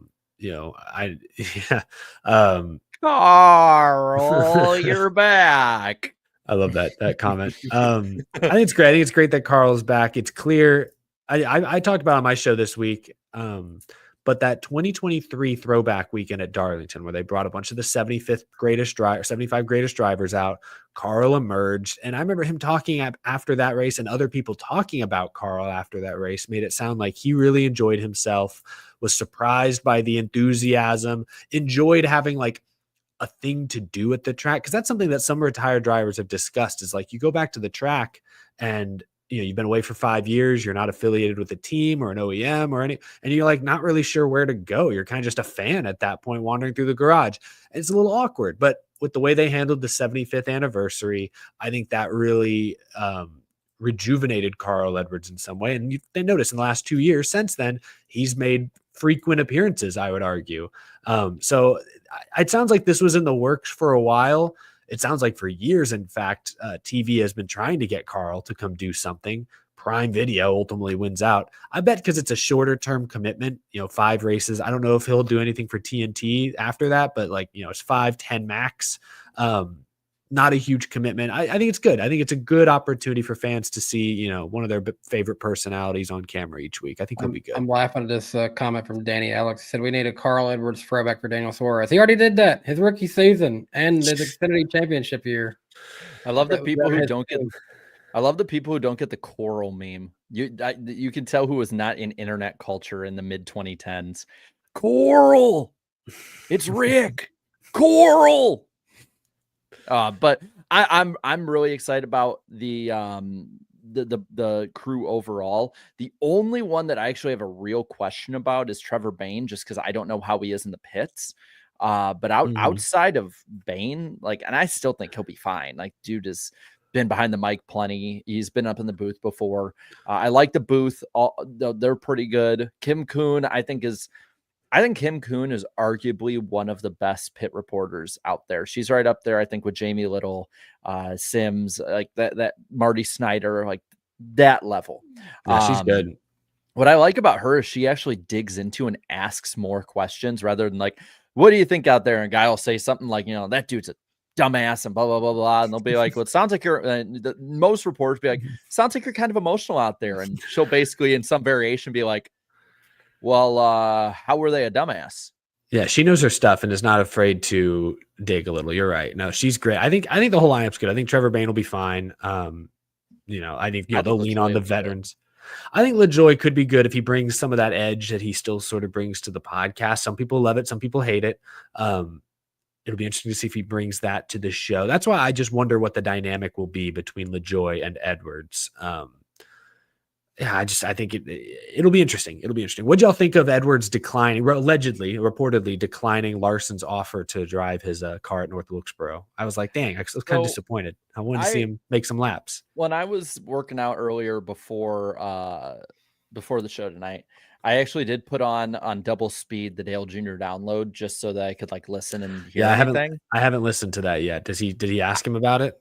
So he did, and Edwards was very adamant, and Junior basically kind of held his feet to the fire and was like, dude, you need to know how these cars drive, because Junior's drove them before, LaJoy's drove them. Yeah. I wouldn't shut the door on it based on their interaction. Because I watched their interaction, and you could see Edwards' brain start moving a little bit about it, and he's like, well, I don't want to be sucked back in if I'm good, and if I'm bad, I don't want to be embarrassed. And Junior's like, dude, you'll be halfway through it, and you'll realize, yep, this is why I walked away. You'll be fine. And he's like, oh, okay. I'm not trying to be that guy, but we go back to that conversation of why would NASCAR approve someone without so much experience? And fair enough. Here's the thing. The Camry, what he last drove, has now been redesigned 2 times since he last drove a car. That's true. Yeah. Honestly, I don't know if Carl Edwards should be approved to run anything in NASCAR at this rate. But what I was going to say was, should be in the car at some point. If he has the opportunity, I would love it because I do think it would improve his TV intel. Although the three of us have never driven a next gen car, and yet we have we do this show every single YouTubers. So I mean, you can do your homework, you can do your research in other ways. What you get. The only defense I'll give Carl is that Dale Jr. Yes, he's driven the next gen in a private test closed off from the media, whereas Carl would be driving the next gen with Cliff Daniels in his ear on, I guess it would be Prime Video or FS1 in front of hundreds of thousands of people, where if he makes a mistake, there will be HD cameras there to document it. I at least could understand being apprehensive knowing the attention that would be on this practice session as opposed to a private test. Can we just get that old segment that Wally Dallenbach used to do back in the day? Can we just get someone out there driving a car, show me a little bit. Carl Edwards, get in there, show me around the track. That's what they should do, man. They should put him in the NBC cutaway, not the cutaway, the NBC car. And just car, yeah. He's out there pedaling. Yeah. They have a song don't crash, Carl. They have a song for it. Carl's Corner. Instead of they should do that. They should get him out there at least by himself on his own, make some laps. They should do that, but I don't know if they will. Yeah, I hope so, man. I hope so. On the other end of it, we talked about some positive stuff. Now let's even out the pendulum here. Guys, want to talk about the updates, and when I say updates, no updates for Auto Club Speedway. I've got up on Auto Club really personally. So they keep like basically they had what's his name? Was it Dave something? Thought I had Dave Allen. Dave Allen. Dave Allen, yeah. I had Dave Allen talking about. I have it written down here. I don't know why I can't read. They had Dave Allen talking to the LA Times, and he is basically like giving the best. It's still an option. It's the first option that we'd want to build. But hey, if someone has 300 acres and wants to partner with us, we'll totally build with you. And it's like, okay, all right. Like we kind of see where this is going. Plus, I don't know if you guys have seen the updated drone footage, but that area, there is no space for parking, for amenities, for anything. It's like if you've ever been to Nashville Super Speedway, it is a racetrack in the middle of Amazon and other factories out there. No, this is now Amazon other factories want in that space right now. They want your parking lot. They want every square inch of that property now. Yeah, the drone footage, satellite footage, it's cramped. It would be very tough to build something there. But I just think NASCAR's in a tough spot because Los Angeles is a huge media market. It's very competitive. It's difficult to break into. But more than anything, it's expensive. And I don't think NASCAR feels assured that ticket sales, buzz, hype is going to be worth the cost of doing business, whether that is renovating the current auto club and sinking money into that, or if that's trying to build a track elsewhere or even a temporary street circuit. I mean, they've talked about in the past, there's been rumors about Long Beach. More recently, there have been rumors that, I know it's a couple hours south, but San Diego street race. I think those would be awesome. I guess my hope for the Southern California market now, and I'm lumping San Diego into Southern California, I don't know if that counts. I just hope NASCAR stays in the region, but I've come to terms with the fact that it likely won't be Fontana and it may not be every year. Like, what if they do a San Diego street race every other year? Maybe they alternate between San Diego and Mexico City or Montreal or something. So is this roughly the cost here? 30 mil for a street race, roughly? Didn't Chicago cost 50? So let's say 30 to 50 mil, right? Yeah. That's what it costs. Do you guys remember how much money the land of Auto Club Speedway sold for? Like almost 600 million. 569, not so nice for us race fans, million. Yeah. So I want to do a little, let's just go on the 50 range of it. Like this is 11, close to 12 street races worth of money NASCAR got from selling that off. And there's a few things I think on the NASCAR front. Like I think they probably are keeping the door open, even though it is cracked open at this point. I don't think some investor is going to come in and kick that door down. But on my end of it, the lawsuit that NASCAR is in, to me, kind of plays a role in this because if you think about it, like NASCAR is being sued for being a monopoly, right? At least in part. And part of it is their dealings with the tracks owning ISC. Why would they sink a bunch of money into something if they're forced to sell it badly? Yeah, if they're forced to sell or break it up, like there's no reason for them to give an update. So I don't think until 2026 we're gonna hear anything. I think, listen, this is from somebody who thought that the short track was a great idea. Like I actually really like the idea. We need more short tracks. And it just pisses me off now because now we sacrificed what was one of the best intermediates out there, worn out. We sacrificed that for a lot of money for them, but for the fans, especially in that area, they lose out. Yeah, fans don't care about what NASCAR's budget is. We care about good races and in good markets. And I'll say this about Fontana. I went one year when I was briefly living in Los Angeles. I lived up near Burbank, and I drove to Auto Club Speedway in 2020, pre-pandemic, and it's out there. I mean, the Inland Empire, Southern California, LA, is sprawling, is widespread. There's little towns, cities, pockets everywhere. There's people everywhere. There's plenty of people near Fontana, but it's out there. It's an hour outside of the city. Like we're talking about Chicagoland. It's further than Chicagoland is to Chicago. So that's, I think, part of the problem too, is if you're going to sink all that money into that land to buy a new short track or to build a new short track, it's like, is it worth it when you're an hour outside of LA? You could barely fill the stands at the Coliseum and you're 5 minutes from LA. Like that's where I think they're like, we have a lot of fans in LA, but there's so much competition. It just may not make sense to sink that much money. And your point, Jared, about the lawsuit, waiting for that to kind of take its final form, I think is also very valid. That's why we probably won't hear anything definite until at least next year. famous last words of Auto Club Speedway, I feel, was last year, and I verified this to make sure. I think it was Bob Pockris reported this. Steve Phelps said on the schedule last year, he thinks that there could be NASCAR races north of the border, not this year, south of the border, and in Southern California next year. Well, he got one of those south of the border. True, he's batting 1 for 3, which is actually a good baseball batting average, but not a good free throw percentage if we're making stick and ball comparisons. Yeah, and I just the thing that sucks is that if they repaved that whole track, and tried to keep it going there, that unless they had some different compound, and unless this car is really great on a freshly repaved 2-mile circuit, which is really asking a lot even for the best race cars, this was probably going to be a dud of a race for 5 to 10 years, just like it was when it was first made. Like, people forget, this track was not consistently good until like late COT into Gen 6 era, and had been around since the 90s. Like, maybe they can find ways to mitigate that. There were some good races in that time before then, obviously, but for the longest time, this track was hated before about 2011. Like, and that NASCAR would be in a hard spot there. It just sucks that we've lost what was a great track. Could have had an option, maybe a short track. Once Goodyear has finally figured out how to make the short track package really good, it's a bummer. We're not getting it. I mean, it's just a bummer because it is still, I mean, it's the second biggest market in America. And so you'd like to have a racetrack somewhere in that region. And it just doesn't seem to make sense right now. It's a shame.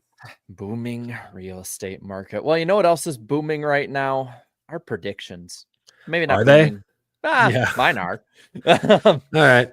Let's go on into our predictions segment. So, of course, the rules for this segment. Let's get rid of some of these things so that people can actually see the rules.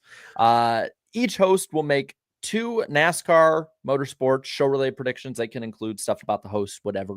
We'll figure it out. Maybe it has something to do this week with the predictions segment when it comes to the poll, since we now have data for it. Predictions are kept track each week in our accountability sessions, and we'll try and keep them relatively concise. It's kind of booming for me. I said the Phoenix would score 55% or higher net positivity in my poll, and it did. Yay. I should have just taken the layup.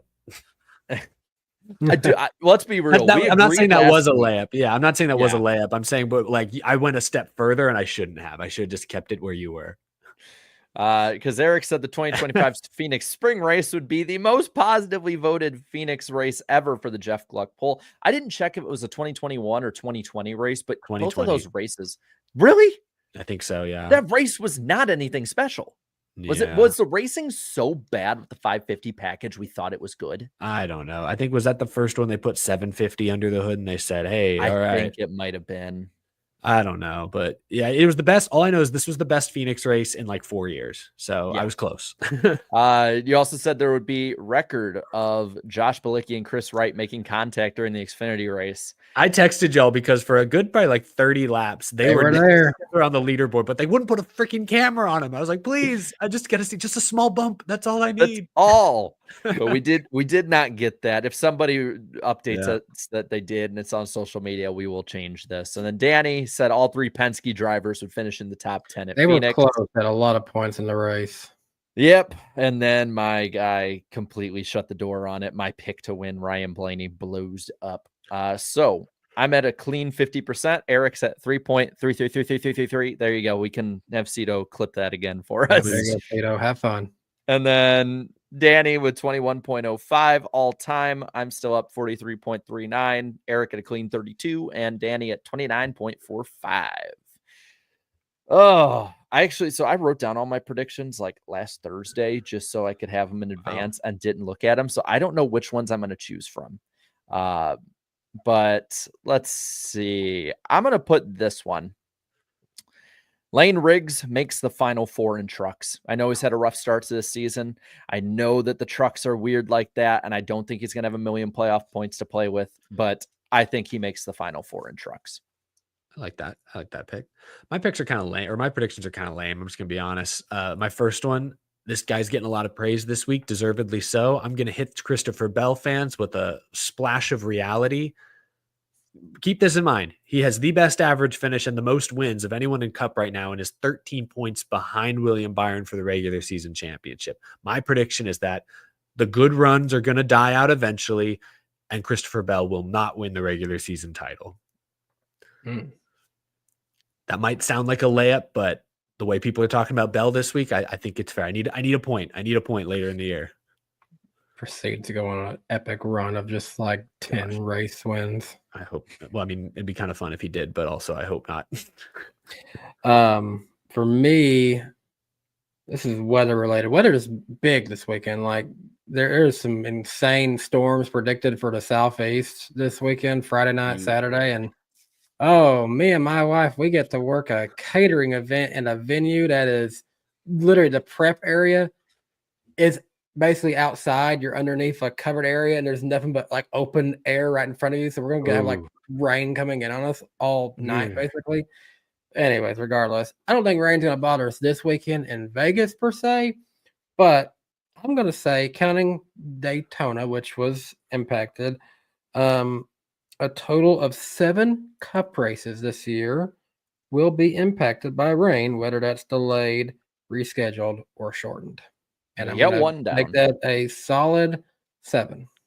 Got that down. So no more than 7, just 7. No less, no more. We're riding with 7 on that one. I like it. Lucky 7, or unlucky for the rest of us.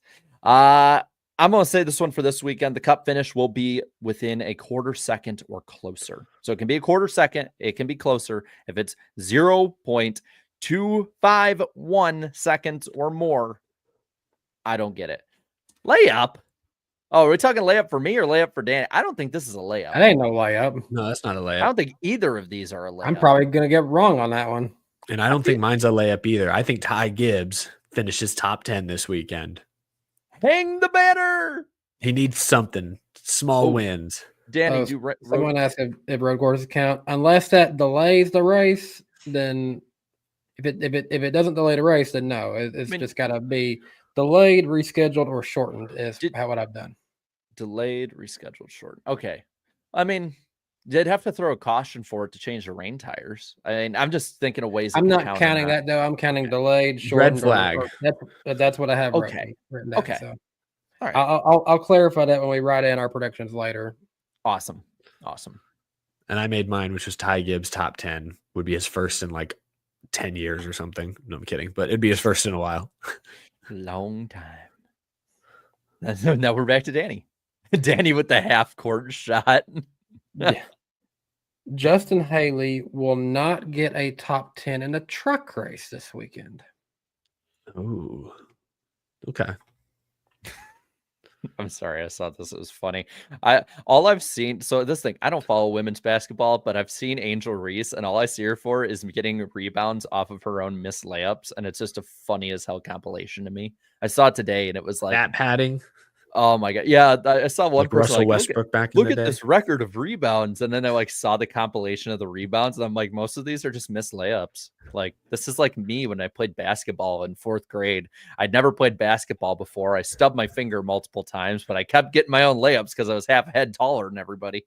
Maybe she has like an incentive in her, like a rebounding incentive in her contract. Must average 10 rebounds per game. Hey, if those compilations or anything, she did not have a make your layups incentive. That's for sure. But that's will be some fun predictions to look at. And you know what else is going to be fun to look at least for me? The chat, because we're going to have a random driver of the week. And I got boy. All right, so let me know, guys, when the chat is hidden on your end. I saw before the stream. I saw before the stream they were predicting beforehand, and they were all predicting drivers we'd already done before. So, well, I need a bounce back. I think Danny's on a 2 or 3 week win streak. I need a big bounce back. I think it's like 3. I'm on a Bell streak here. Yeah. So Danny is leading now 18-16 over Eric. Oh, come on. So it was lucky number 17. It was tied at 15 coming into the year. So then the last 5, Eric did get Timothy Peters correct, but pull that out of my butt. Danny has 4 of the last 5. Before the Peters one, he had Johnny Beauchamp, and now he's 3 in a row with Mike Harmon, Tim Fedowa, and Casey Mears. Okay, we're locked in this week, folks. All right, let's get it. And no, it is not Marty Robbins. We've already done Marty Robbins. Big Iron. This random driver was born in Miami, Florida. John Ramos, that's a hint. That was a guess. No, it's not. No, it wasn't. This random driver also lived in Wisconsin after graduating high school. Hanging out. So they can tell you about good cheese and Mexican cuisine. What a culture shock to go from Miami to Wisconsin. This random driver worked in the racing department for Mercury. Okay. Didn't say what series. That's old school right there, then. Mm-hmm. I didn't say what series either. This random driver. Boats. It could be boats then. Actually, I do think that this driver did have something to do with boat racing at one point. This random driver owned a team that competed in Cup, Xfinity, Trucks, and ARCA. Did you say that? I'm sorry. Did you say they owned a team? Owned a team. They competed in all 4? All 4. Dang. This random driver also raced in NASCAR, IndyCar, Trans Am, and Can-Am racing. Jeez. NASCAR, Diversified. IndyCar, and Can-Am. And Trans Am. And Trans Am. This random driver has 3 career ARCA West wins. Okay. How about that? And 2 Xfinity Series wins. Okay, so they're halfway decent. This random driver finished 25th and 32nd in their 2 Indy 500 attempts with Team Penske. Oh, they got a race for Penske. Wow. Okay. This person's well connected. This random driver's best USAC finish was 6th at Ontario. And USAC? This is crazy. It's just, they owned a team in all 4. Yeah, that's series. Man, I have no idea. This random driver also did race much of their career in NASCAR with lower budgets. Has the chat gotten it yet? Kind of. Some have. Some are all over the place. What does that mean? Okay. Some have it, some don't. This random driver also won 4 IROC races as my voice cracks. So they were good enough for IROC. That says something. They're like low budget NASCAR, but they raced the Indy 500 races. 1 Xfinity races and were in IROC. So they must have been a champion in something else. Yeah. This random driver won an IROC championship. Oh, I wish I knew more about that series. Ray Everham would be very disappointed in me. But they owned a team in all 4 series. This random driver scored 4 of the 5 NASCAR wins for the Matador. It feels like for people who know, that's got to be a huge hint. Yeah. Spoiler, I do not know. This random driver once raced under the alias of Bob Sonderman. Bob who? Sonderman. Sneaky. Huh. So that probably means their real name isn't Bob, because that would be like kind of a bad alias. Yeah. Some of the teams or team owners this random driver raced for were the likes of Junior Johnson, Dygard, Smokey Unick, Bud Moore, and Penske. Oh. I realized I wrote the same fact twice for 16 and 17, so that's dumbass of the day move on me. It's okay. We wouldn't have known unless you'd said something, but we appreciate your accountability. I'll say it now. This random driver was inducted into the Motorsports Hall of Fame. Rightfully so for what it sounds like they did outside of NASCAR. Has the chat gotten it? I assume. They're going back and forth on it. Like, I think there's the some part who that- are adamant. The part that's throwing me off is like why you did all this driving for other people and including Penske, but why did you own a team in all 4 series? That's the part that's throwing me off the most. So it's fun. The chat, some of the chat's going like back and forth, and I love the discourse. Wow. This random driver drove for these manufacturers: Chevrolets, Fords, Mercuries, Dodges, Plymouths, AMCs, Pontiacs, and also a few times in Porsches and McLarens. That was in NASCAR? I didn't Probably say it was NASCAR. Something It's else. just in general. It's like AMC, the movie theater. No, the TV channel. Oh. You ready for writing down numbers? Oh God, no, but that's okay. I need to write these numbers down because that's what's like I gotten it always for have a Danny. pen ready. Damn it, I don't actually have. I'll just write them. Let me open my notes app. Okay. Hit me Oh, with this it. is great. All right. This random driver raced these numbers: 2, 6, 7, 11, 12, 14, 15, 16, God. 22, 23, 24, 25, 25, 28, 29, 33, 37, 40, 49, 85, 88, 07, and 09. Jesus goodness. That's the numbers. This random driver won the Daytona 500 in his final Cup season. Oh man, that should be a Oh. giveaway, but I don't know. I have no idea who it is. This random driver once actively ran promotions for rail safety. Rail safety. Ooh, right up my alley. But I don't know. This is rigged. This is rigged. This random driver had their first Cup start at Bowman Gray Stadium.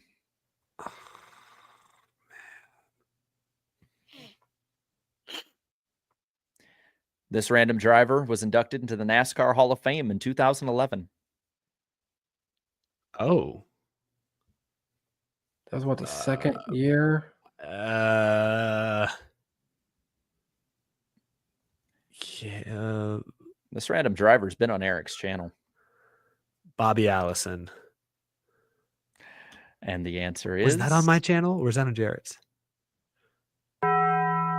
Yo, wait, that's right. That means I'm right. I was starting to think Bobby Allison with the Daytona 500, but I was like, Yeah, this confused on some other things. Well, I was thinking of the teams he raced for, and I was like, okay, this is like a legend. And then the 2011 Hall of Fame. That's when I was like, it probably was like a Bobby Allison type. He really owned one in all the series. I don't remember that. He raced. Yeah, he had a team that raced in all of them at different points. Yeah, Part-time. There was literally one clue left, and it was this random driver made an appearance on NWP. Yeah. You know what's funny is a lot of people that are new to the show don't know that we had Bobby Allison on in 2018. He was our very first guest. I did not know he was from Miami originally. That's a fact that I would have never guessed. That threw me off for a bit. Well, that was fun. Yeah, wow. All right, I'll take it I win by default, but we're back on the board. That means that Christopher Bell won't win. If that's the case, every time Danny wins random driver, Christopher Bell wins. Like next time you win, Danny, if he doesn't win this week and then he wins when you win, I'm gonna start putting money on him at that point because like we have it. We have the juice. Let's get on into Las Vegas weekend. Big note of the weekend. God himself is the Grand Marshal. Morgan Freeman. Yeah, cool. Morgan Freeman. Looking at some of these races, the truck race is the EcoSave 200, 134 laps, a 30-30 74 lap breakdown for the stages starting at 9 p.m. Eastern time. Damn. West Coast. On FS1 and the Fox Sports app and the NASCAR Racing Network radio side of it, as well as Sirius XM. The forecast going to be a little chilly for that night at the moment. National Weather Service says no chance of rain, partly cloudy, 50 degrees, with the defending winner being Raja Karuth. The Laguna That's just it. The Layuna is the name of the Xfinity race. 200 laps, 45, 110, 4:30 p.m. Eastern time on the CW and PRN. 66, mostly sunny, 2% chance of rain. John Hunter Nemechek, the defending winner. He will not win this one because he's not in the race. And then the Pennzoil 400 on, thank you, Hunter Nixon. We will read those in a moment, I promise. Wow. The Pennzoil 400, the cup race, 267 laps, and it's 80, 85, 102 laps for the 3:30 p.m. Eastern time start time on FS1, the Fox Sports app. PRN and Sirius XM have the call on the radio. 70 degrees Fahrenheit, partly cloudy, and a 1% chance of rain. Guys, are you ready for the pick points? They're quite topsy-turvy this week. Yes, they are. Chat. Oh, 72. They have went from the very bottom of the list to now the top over the course of the season. Eric, 4 points back after this week. Danny, -6. And I am the basement boy this week. 10 points. Still blanket. We all fit inside of it right now. Oh, yes, we do. And let's start it off with our picks for the NASCAR Craftsman Truck Series race, the EcoSave 200. And I'm going to start it off on a pretty easy note because this guy just leads tons of laps at 1.5 tracks. It's Heim time. Corey Heim. I'm got him for the win. Good pick. Good pick. I am going with Ty Majeski. That's a very good pick as well. dang, so I'm torn. I want to go with Rajah. He was so good here last year, but we just haven't really seen that kind of speed since. It's not a short track, but I like Jarrett's championship 4-pick earlier. Give me Lane Riggs. I mean, I was there at I think we were both there at Kansas. Kansas, he was very competitive. I had debated on this person, and I didn't add it in my list, but they're going to the 38, it looks like. That's Chandler, right? Yep. Chandler's in the 38, right? Lane Lane's is in the 34. Chandler's 34, 38. yeah. Throws me off, man. Do they know that, or did the chat think they were picking Lane Riggs? I think they know it. A lot of people One are still person- saying Chandler Smith. Yeah, but one person went, wait, isn't the 38 Chandler? Yeah, okay. Well, looks like they got their picks set in. So now it leads us to our picks for the NASCAR Xfinity Series race, the Layuna. Not the Layuna 200, 250, or 300, just the Layuna. And I think this is redemption week for Justin Allgaier. He was just one caution away from easily scooting on to a victory in the Xfinity race. I think he's going to win this one. He's been solid at these 1.5 miles. Well, you definitely took the chat's pick already. I saw a lot of 7s going crazy real fast. I got to choose between 2 bullies I wrote down here. I'm going to go with the big bully, though. I'm going to go with Austin Hill on this one, actually. Who's the little bully? The winner from last week, Eric Almirola. My pick for this week is Eric Almirola. I don't think this is the week guys rough him up. I think they'll save that for later. And now the chat is, I think they're going, this is awesome. I got to pin this comment. Where'd it go? Regrouping. Where'd it go? Oh, no, I lost it. There was a comment I saw. It said Zillbillies United, and I love that. Jesse Love is getting a lot of love. Ironic. But I think they're mainly going with Zillish. Yeah, that's what it looks like. Hey, if Kansas said anything last year about how he'll be on 1.5 miles, that will be a pretty good and fast pick. All right, let's go to the Cup Series. Who's going to suck this week? I'm going to go Stenhouse. I'm going to go Michael McDowell. No supremacy this weekend. Yeah. I was actually leaning towards McDowell as well. I was just disappointed with how McDowell and Haley ran before their incidents last week. And I know it's a different track, but yeah, I'm also going to say McDowell. And I know there's a lot of them going all over the place, but they're picking Ty Gibbs. That's fair. That's All right. fair. All right, dark horse picks. I'm going to go with the hometown guy. I think he'll have a solid top 10 run. Pretty good speed before here. Noah Gragson. I'm also going with a hometown boy, Riley Herbst. Oh man, I like both of those picks. Shoot, I need to pivot. Pivot. I was gonna actually say Riley Herbst because he was 17th to start the year, and I think this is he obviously was so good here in the Xfinity car a couple of years back. Shoot, I don't know who to pick now. Chat, Well, any we good can pick the ideas? same one. You don't have to be different for this. Yeah, I guess that's right. I'll go Herbst because he was so good here in an Xfinity car not that long ago. And I think they're going Kyle Busch. So are we going to full on dark horses and underdog picks or Vegas guys? Yep. Oh, wow. I guess Hot so. diggity dog. How about that? I like That it. means none of us think that a local will win. Yeah, no. But that leads us right into our cup pick. Who is going to win the Pennzoil 400 at Las Vegas? This is going to be a really fun one for me because this is like the first one that I think we can actually use more data because it's the most similar race of the year to the year before that's not a super speedway. I'm going to go Kyle Larson. I don't think Bell gets 4 in a row. Okay. I don't think Christopher Bell gets 4 in a row. I don't think Kyle Larson wins either. Got 3 names available here, but I'm actually going to go with this one standing out to me the most. Stood out to me most when I was looking. He flipped last time he was here. I'm going to go Tyler Reddick, though, to win this one. I believe he scored the most points on 1.5 miles last year or something like that. Or it was like it was like in a certain amount of time I saw on X that he had scored the most points on 1.5 miles in a long span of time. So I'm shocked right now. I mean, both of your picks, very good picks. I was expecting to end up with one of those 2 that you just named, but y'all left Christopher Bell on the board. I would be foolish not to take him. When you look at statistically the best qualifiers and the best finishers at intermediate tracks last year, it's everyone we've named so far. But who has the most momentum coming into this race? It's none other than Christopher Bell. Nobody is riding higher than C. Bell right now, so I am comfortable picking Bell to win Vegas. And you obviously took what the chat wanted. They wanted a 20. Now they're trying to pivot. I'm seeing 24, 1, and 48. oh, it's 24. I think it's Byron. Now Byron's 24 are coming in. Yes, he's probably the best alternate pick. He's probably the 4th guy, but maybe I mean he's leading the points. Maybe he's the top guy. I also had Byron and Logano as options for me. I will say there's a handful of 48s. Do we want to put up a poll? No? Okay. I thought of one more and I saw 48. Yeah, I think it's Byron. I think they're getting Byron. Big Bill Byron. Billiam. Imagine that's how the season goes. We have a sandwich of Byron and Bell, like Byron, Bell, Byron.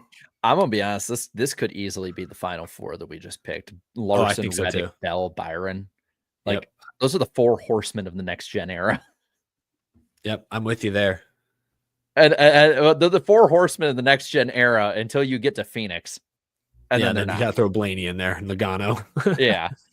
All right. So those are good stuff. Those are I think all 4 or all 3 series, I should say, are gonna be really fun. Maybe we'll get a 4th one eventually. Let's get to the final super chat stage break. I see some more rolling in. We do need a sounder for that, and not the Taco Bell one. Not the ESPN one either. I just keep doing it because it's memorable. I feel like we'll get copyrighted on that one. Yeah. All righty. Let's look. I think the next one up is Justin Drake here, who says, Ty has always driven the best equipment out there, venturing in motorsports in ARCA, Skip Trucks, Joe Gibbs Racing, and Xfinity, now Cup. He's never had the adversity of battling in the not the best car. That's true until now. And I think that's part of what he's dealing with for sure. Garrett Buki here for the 5 says, I love how Ty Dillon had probably his only shot at a legit top 5 this season. And in typical Ty Dillon fashion, ran out of talent and blew it. It wasn't even a talent issue, just a focus, just mistake. It's kind of a bummer.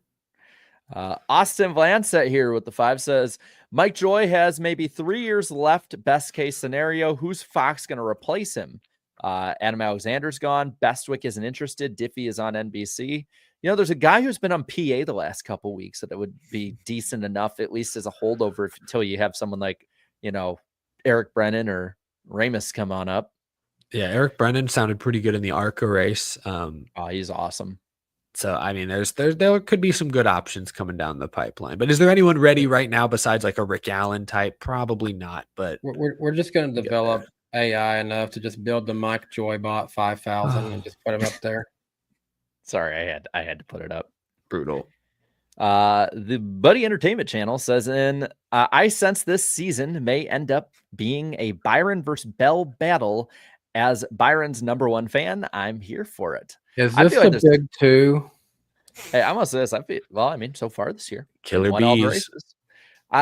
I'll say this. I do think there's a lot of Byron fans in our chat that would like to argue that they're the biggest Big Bill Byron fan.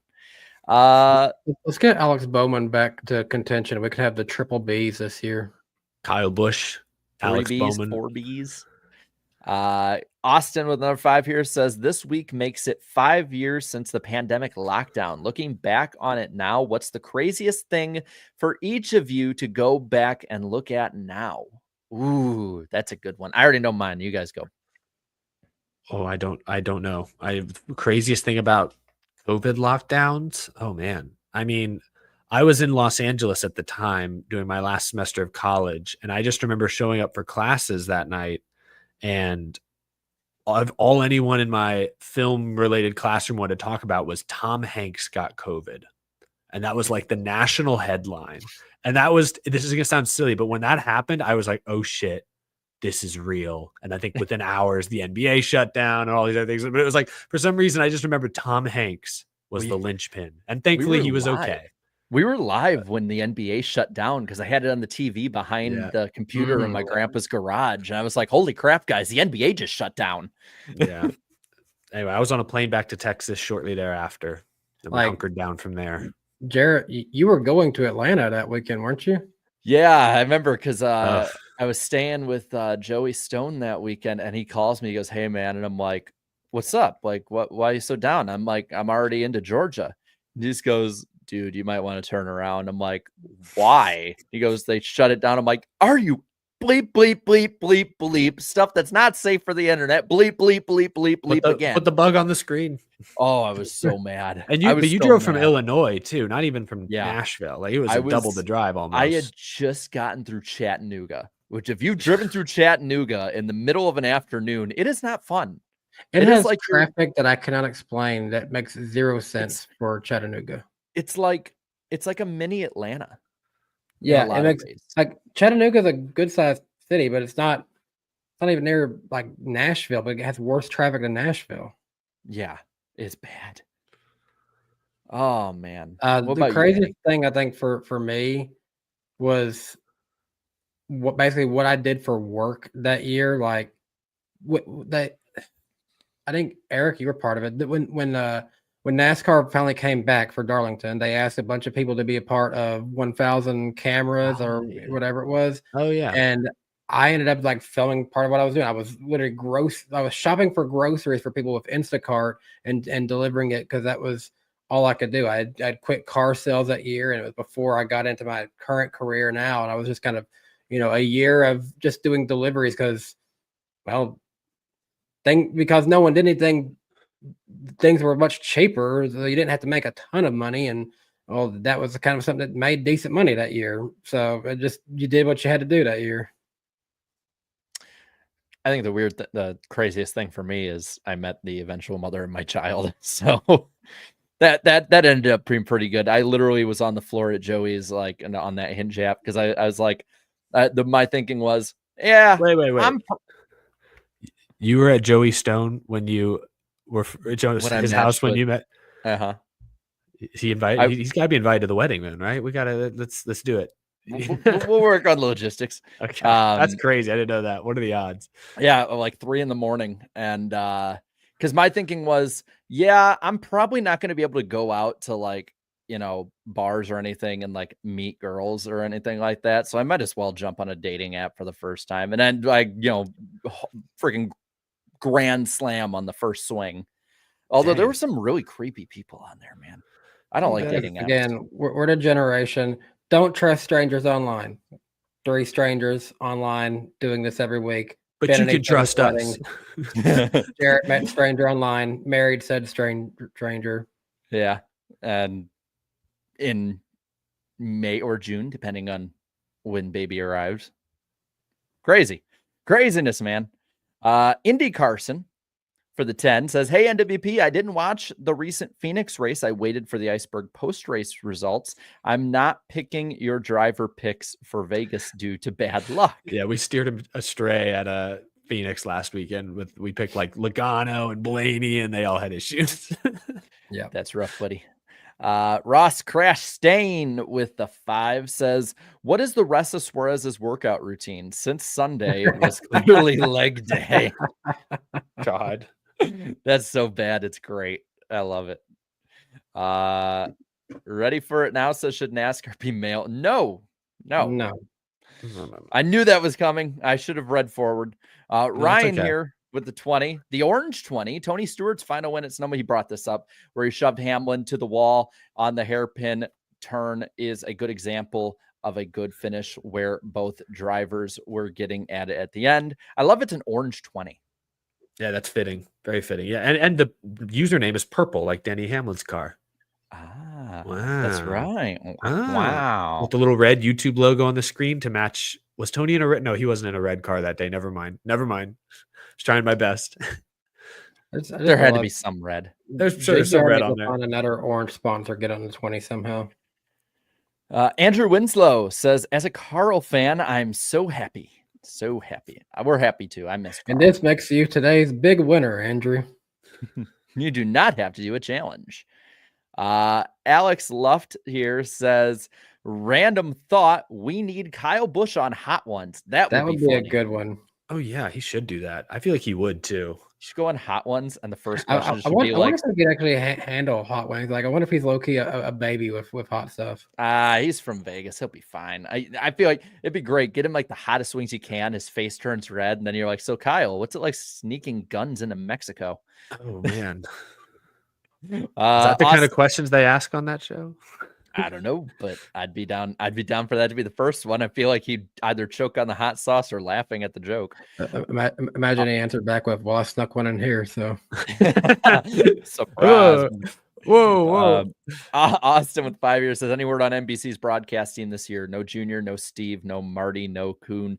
It's just Diffie, Burns, and Burton. Well, they didn't say that, Marty or Kim Kuhn wouldn't be on. It's assumed that Steve Letarte will be on. I mean, you got to remember, back in the day, Matt Yoakum did the entire NASCAR schedule for Fox and then Turner Sports / NBC. So like it's a lot of crossover now. Yeah, we had Larry McReynolds doing Fox, all of Speed stuff, and then he'd be on TNT back in the day. Yeah, because there was that infamous. I didn't see it live because it was at Chicagoland, I think in 2008, where they spent like 5 minutes on Larry Mack doing like magic tricks in the garage area, like sawing someone in half or some stupid crap like that. And I guess like the forums back in the day for NASCAR fans were just lighting it up like, what the hell is this stupid stuff? Why aren't we taking the sport seriously? And it's good to know that none of it changed. It just got worse. Let's see. Gridflow says, I hope they race on Lake Texaco. Is this a reference? I don't know. I'll look it up, but you can keep reading. And Titan? Is it a lake in Mexico? Is it a real place? I'm probably just uncultured swine. Well, I haven't heard of this either. I mean, I know a lot of lakes. I've never heard of that. Or is it Mexico City? It's in Mexico City, apparently, or it's near Mexico City. That's the thing. I'm in the American school system, so I didn't learn anything about the rest of the world. GN NASCAR fan for the 5 says, said this when this idea was announced, you easily could have done Frankenstein's repave to Fontana like Iowa is now and repave the rest 5 years later. I mean, I would have been cool if they repaved like the backstretch and left the corners just fine. Like that would have been fine. Yep. Let's see. Austin here for the 5 says, I do find it hilarious to an extent that tracks that killed Wilkesboro and Rockingham are now either dead or barely hanging on. And now those two are both back. Life is a big circle. Didn't the Lion King teach us that? Yeah. And then Mufasa's circle ended. Austin left another one saying during the random driver segment that it was our first driver guest in the podcast history. Started with a big one. Yeah. I mean, I remember good story about it. Austin brings up questions and statements in his super chats that bring up like the best stories we have since he's been around so long on these. When I found out that we got Bobby Allison, I called y'all into a Zoom meeting or like a Google Hangout or whatever. I'm like, guys, all right, do you have this day off? You guys like, yeah, we're doing the show that night. I'm like, okay, I got us Bobby Allison. And just the what? And then I think one of you went, bullshit. I just remember Eric, because you were at your parents and you ran out and you go, Dad, guess who we just got on? I just heard him in the other room. Who? We just got Bobby Allison on. Cool. Yeah, I was like, he's a NASCAR Hall of Famer. And my dad was like, oh, yeah. That was great. Yeah. That was great. I remember my parents, like I had my parents listen in to see a reaction, and both of them were like, that was worth sitting in the back and staying quiet the whole time. Now Hunter Nixon fishing with the hundo. Damn, thank you. Woo. Hunter is like the most generous person. Very generous. Like he's always supporting us. We appreciate it, Hunter. We do. Thank you. That's gonna buy a lot of diapers. Fun fact. My grandfather and mom were friends with the Allisons growing up, and they were big fans of the Allison brothers. My mom still has the picture of her and my uncle when they were kids sitting next to Bobby in a living room couch. That is so cool. That's awesome. Make sure that is framed and protected. That's really cool to look back at, I'm sure. God, I think I said the story. I don't think it was this phone, because I think since I got a new one. Yeah, your first call on your old phone or whatever it was. My first call, and it's like Bobby Allison, but I didn't recognize the area code because like when we didn't get the numbers communicated, I just heard like, hey, you're gonna get a call Sunday night. And I like answer the phone and I'm like, hello. And then I just hear, hey, is this Jarrett Lundberg? This is Bobby Allison calling. And I'm out on the deck with my parents, and I was like, that's crazy. I'm like, it's Bobby Allison. I'm like, yes, sir. Yes. How are you doing tonight? And I'm like, walk inside, lock myself in my room, and I'm like just writing down everything he's saying to make sure I get everything right. Oh man. That's pretty funny to look back at that. But I still say that was not, I think me and Jarrett's geek out privately after we talked to Jimmy Johnson was probably bigger. Yeah. Because me and Danny were because stuff kept changing so much.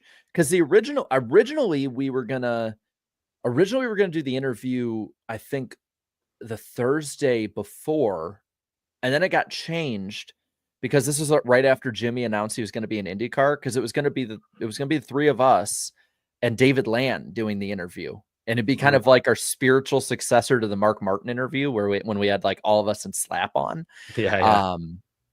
And then it got changed to the next Tuesday. We're like, oh, okay. And then like the night before, they're like, hey, like we can't do that. We might get rained out till Tuesday. We found out later it'd be Wednesday. Can you do it Sunday, an hour before the race?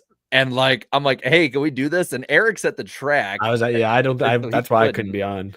And David, I think, was at like a test or something. And me and Danny were just like, hell yeah, we can do it. Let's do it. And someone brought up that they loved how we got Michael Maroots to ask a question. Y'all never saw the original Michael Maroots question. We had to have him refilm it. Yeah, so he posted it in his reaction. That is probably, like, looking back, one of the best memories I have of being on YouTube is being able to do that for Michael, because Jimmy meant so much for him growing up.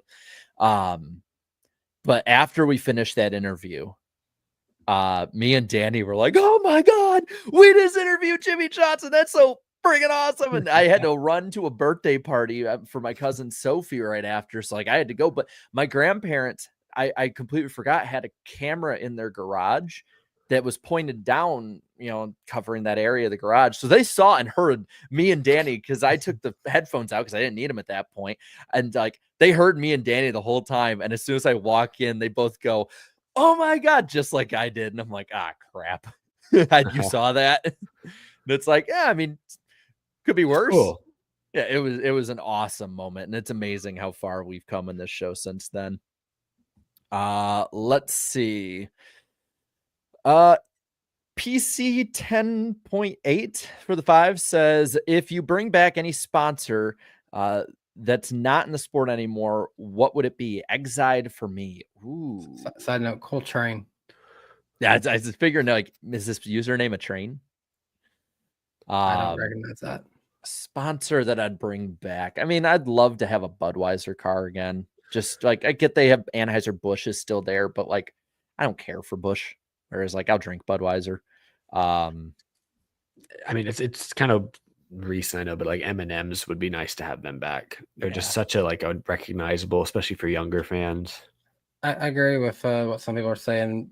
PepsiCo, and it'd be good to see like Mountain Dew schemes. I Soda got Wars. a follow-up question that'd be really good. What's one that doesn't exist anymore that you'd want back? Ooh, that It's doesn't like- exist anymore. Technically, DuPont isn't. It got absorbed into Exalta, so like you can say Right. DuPont. Does Kodak exist anymore? Ooh, they had Does some great anyone use- teams. Yeah, does anyone use? I think film Kodak. cam- I for some reason think Kodak does still exist, but I could be wrong. I think they evolved into digital cameras and stuff. Would Nextel count if you're talking about like a series sponsorship? Because Nextel and Sprint are no more. Yeah. DC Solar. GM Goodwrench. Yeah, that's right. Because like I believe in 2000, was it 7? They started winding that down, and then by like 2012, it was completely discontinued. God damn, there's some AT&T Singular got absorbed into AT&T because they had the whole lawsuit about it in 2007, if I'm right. Some are saying Affleck. Is Affleck gone? Like, I don't pay attention. Affleck's still around. No, Okay. Affleck's huge in college football, guys. Okay, They have all those that's Nick Saban commercials. we're talking about ones that don't exist anymore. I know Sharpies exist. Trust me. Like, go to the wrong sides of Rockford, you'll find people huffing them. Probably other things too. I don't think. Here's something I'm looking up. I don't think Gander Outdoors. I don't think that exists anymore. I think that might have got divvied up between Camping World and Overton's. That company. Kmart, Cartoon Network. Those Cartoon Network officially got discontinued, though there's like others that use the rebranded. remnants. Yeah. Let's see. GMAC. That's Ally now, but Basically yeah. Ally today. Yeah. But it's technically not what it was. It got completely redone. Damn, there's a lot of them. Sears. Someone said Irwin. Irwin Tools is still a thing. No, yeah, that's still a thing. Yeah, those are some good ones. Those are some good ones. Ugh, can't speak. Blake here says my fiance has found a driver. It's Blaney. It's a good driver. Solid choice. Be That's around a for a solid while. one. Win some races. West Virginia says, chat, I'm back in time. Do you know what to do? 48. I'm telling you, there are some 48s in the chat, but sorry, West Virginia. If Bowman wins this weekend, like whoever picks him should buy a lotto ticket. Just because it's like you've seen the universe line up right. Indy Carson says my Las Vegas picks are Larson, Elliott, Bell, and Reddick. So pretty close to ours. Yeah, that's not. Yeah, sorry, NASCAR or Indy Carson. We might end up steering you wrong again. Oops. Whoops. Ferg says need a Mayor Heim win, please. DL Hockey Buddy. Sly Supersonic for the 306 says I might be Team Bell when Bush retires. Maybe. Pretty good. Not a bad one to go with. BGWX Chasing for the 5 says y'all mentioned bad weather this weekend. As a bad weather weenie myself, hope y'all stay safe. I'm a Hendrick guy, but I'm hyped for Bell to win 4 in a row. I think a lot of people want to see it. It wouldn't be history, but it would be like recent history. It'd be close. I mean, that is a historic list. So is weather weenie, like, is that an official term that weather chasers use? I do not know. I've not heard that one before. I've heard like storm chasers, but I've heard I like weather weenie. I've heard That's like good. for train chasers, that's rail fans, or no one likes the term foamer, but it's a thing. I think that's hilarious. You know, this is so crazy. It's been 18 years since 2007. It's a long time. Where were you in 2007, Jarrett?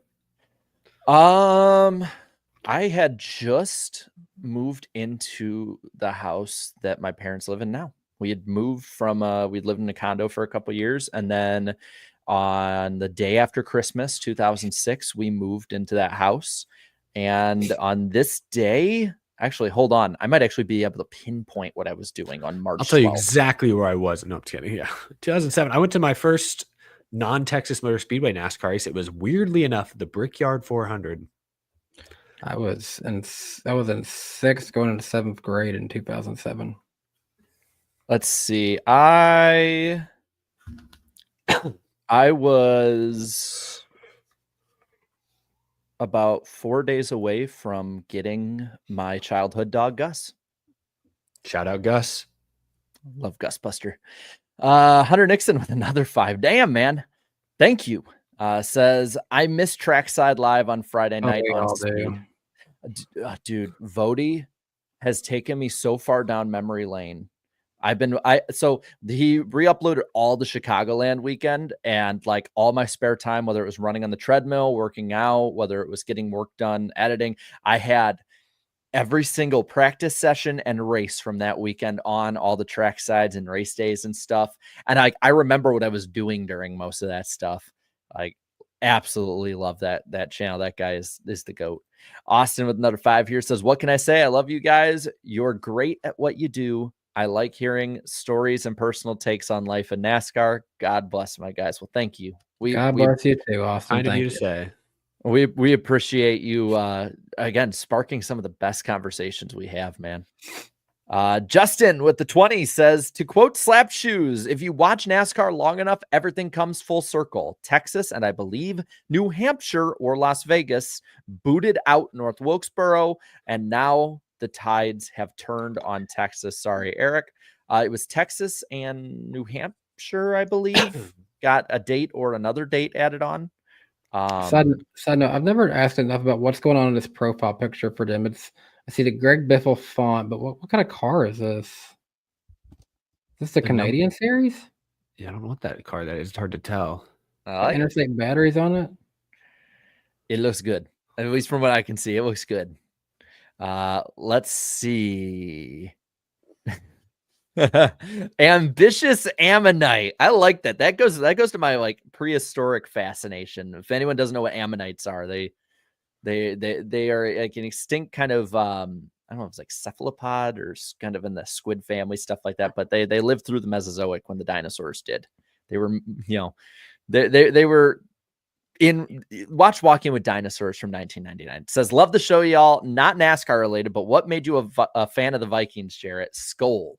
Well, Skull, and we've had a great free agency so far. My dad is a big Minnesota Vikings fan. His dad was too, and it's just something hanging out with my dad and watching the games. And it is what is it? The PTSD, as my dad calls it, purple traumatic stress disorder. But it's all worth it. It will be worth it when that day finally comes. But yes, that is why I'm a Vikes fan for life. I just want one before I die. Andre here for the 10 says, hey, Eric, I just want to say thanks again. I don't think you saw my reply. Love all you guys. And hopefully someday we can do our own version of the podcast Party Bus. Yeah, Andre is he works at Rickware Racing, I believe, young guy, and I believe he is running a stadium stock race at Bowman Gray later this year. So he's an up and coming race car driver. Awesome. Met him. I don't remember where I met him originally, but I talked to him at Daytona a bit. He's a real go-getter, good dude. Awesome. I hope he has a good career, and maybe someday will be a great opportunity for us to work together. Good luck, man. That's awesome. Jarrett's gonna have an issue of American Walmarts in the chat. They just said, now draw me a picture of their Super Bowl trophy case. Yeah. We're just getting everybody. Cosmo's here. He was scratching on the door, so Amelia let him in. Hi, buddy. If I didn't have to read the super chats, I'd let old rep boy in. Riss brought him yesterday the remains of a ribeye, and he spent all day chewing on the bone. And I had ribeye bone shards in my foot today. And I was like, Riss, I'm throwing away the damn bone, because he just ate everything. Like, I'm pretty sure he was going after the marrow. That reminds me, I sent you guys a picture and I posted on Twitter. We finally used our grill for the first time. We bought it last year. It's been in the garage for storage all winter. Now we finally used it. We found a butcher and got some fresh meat from them, including it came with this pack we got from it. Had 2 New York strips in it and 2 ribeyes. We cooked the strip. We cooked the ribeye tonight. If you ever buy a nice grill, pay extra for one that's got a sear grate on it. Totally worth it. I had a grill once, but Oh yeah. I need to find that again. If I can ever find just it. buy a steak and come over, and we'll take care of it. Yeah. Hey, Cody Workman, good to see you, man. For the 5, I get to rep my Young Life area by giving the invocation again at Homestead, this time for Xfinity. The Young Nice. Life presence in NASCAR has been amazing. Yes, they were the sponsor on Eric Almirola's car. That's he said, cool. running it back. He sent me a text. He said, just running it back at Homestead. So good stuff, man. He was in the most recent e-ticket event that John and I did as well. Held his own pretty good. It was good. It's good seeing you, man. Justin Drake with another 5 here says, Danny, thanks for asking. This was a custom I made on Forza Horizon that 5. makes more sense. And it Because they looks have nice. because they have the Gen 4 car, I decided to make it into a Dodge Roush design. I was thinking it looks like it's got it looks like it's supposed to be like a Challenger in the front. That's cool. Looks nice. Rouser here says, for 2, my low hockey bud at Vegas if driver is AC/DC. Am I missing something? I'm not sure what that means, Rouser. I'm sorry, Rouser. Sorry, man. But we appreciate it. We appreciate the donation. Please do not drink an NWP, everybody. Hunter Nixon Fishing with the 5 says, 1 more and I'll chill out. If you're starting a cup team, who would you take? Current Kyle Larson or prime Tony Stewart? That's a lot closer than I think people give it credit for. Controversial, but I'll take prime Tony Stewart, honestly.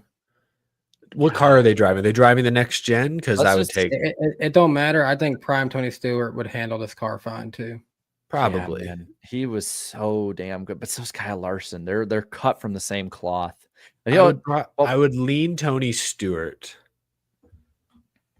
but it's so difficult. I'd enjoy working with Kyle Larson more. Does that make Prime sense? Tony in about 05 to 2011, he would handle this car. Tony Stewart would give me a lot of wins, but he'd give me some headaches too. Whereas I feel like Larson would give me almost as many wins, but no headaches. Larson So that's would why it would give you be a tough headaches, too. decision. The thing is, Tony would give you a lot of the press, though. And like it or not, with what Larson has on it in his past and all, Larson ain't going to get you much mainstream press. Oh, yeah. He had No, but enough I'm saying press. if He you- don't want that. You give me prime Tony Stewart now, he's not drawing headlines like he did when NASCAR was at its peak. Yeah, but the thing is, popularity wise, he's still getting out there more. Like he's still Yeah. he was such a bigger name. But that's where some of the headaches would come from, is he would say things that I'd go, oh. Yeah, but I feel like it'd be worth it. Like that's an actually yeah. really good conversation. That's why I'm saying I'd lean Stewart, but it's definitely like I'd have to make it sure the headaches are worth it. Ooh, here's a question here from Devin. Would Larson bring you sponsorship? Since coming to Hendrick, he's not really had to worry about that. Yeah, that's true.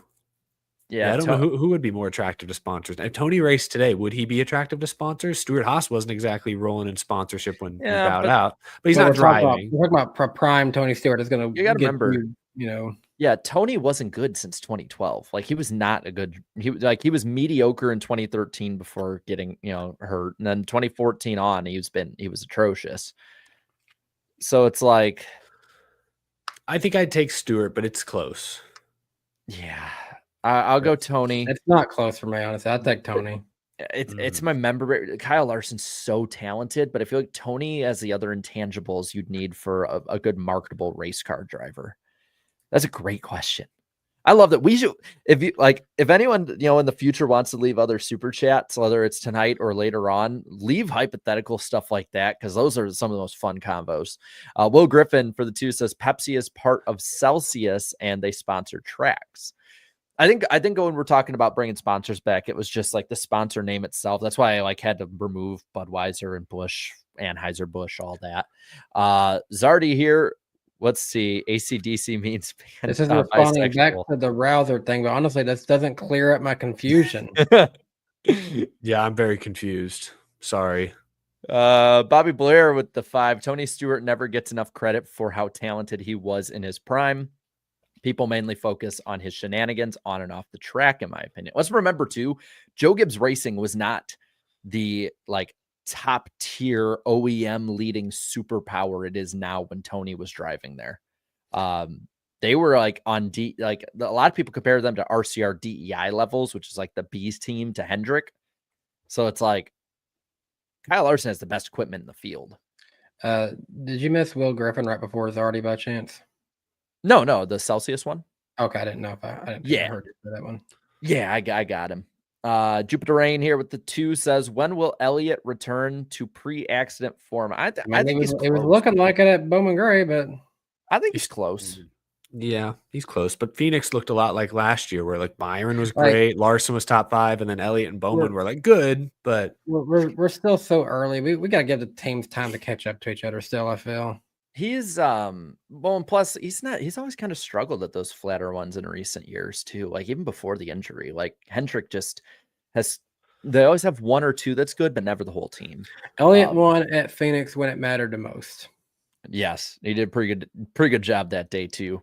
All right, I think that's gonna do it. So thank you guys so much for coming out. Remember, next week we're on Danny's channel, March 19th, with Nicholas Caldwell from JGR coming back on, as well as Jet, the man who made all of these amazing graphics and makes this show look as good as it does. Much respect to him. So be sure to check us out there. I guess that's it. So did we cover it all? I think we're good. well All done, right. folks. Thanks for tuning in. Appreciate the support. Later, y'all. Bye. Drivers, start your 3, 2, 1. green flag. Started off right, pal. Right on. Come on. Get outside. 3 wide. 3 wide. Unbelievable. Great playing. We're going. I like the aggressive. Dude, let me drop it. Great car. You can go tell all those guys up there they can suck in. What we're about to do is not a good idea. All good. What is he doing? You gotta be kidding me. Half the pack is flying apart. They're so nice to See at the line. Oh, pack of cars come piling in as well. Jump. Come in the lane. Hello. Come back on him. That one's incredible.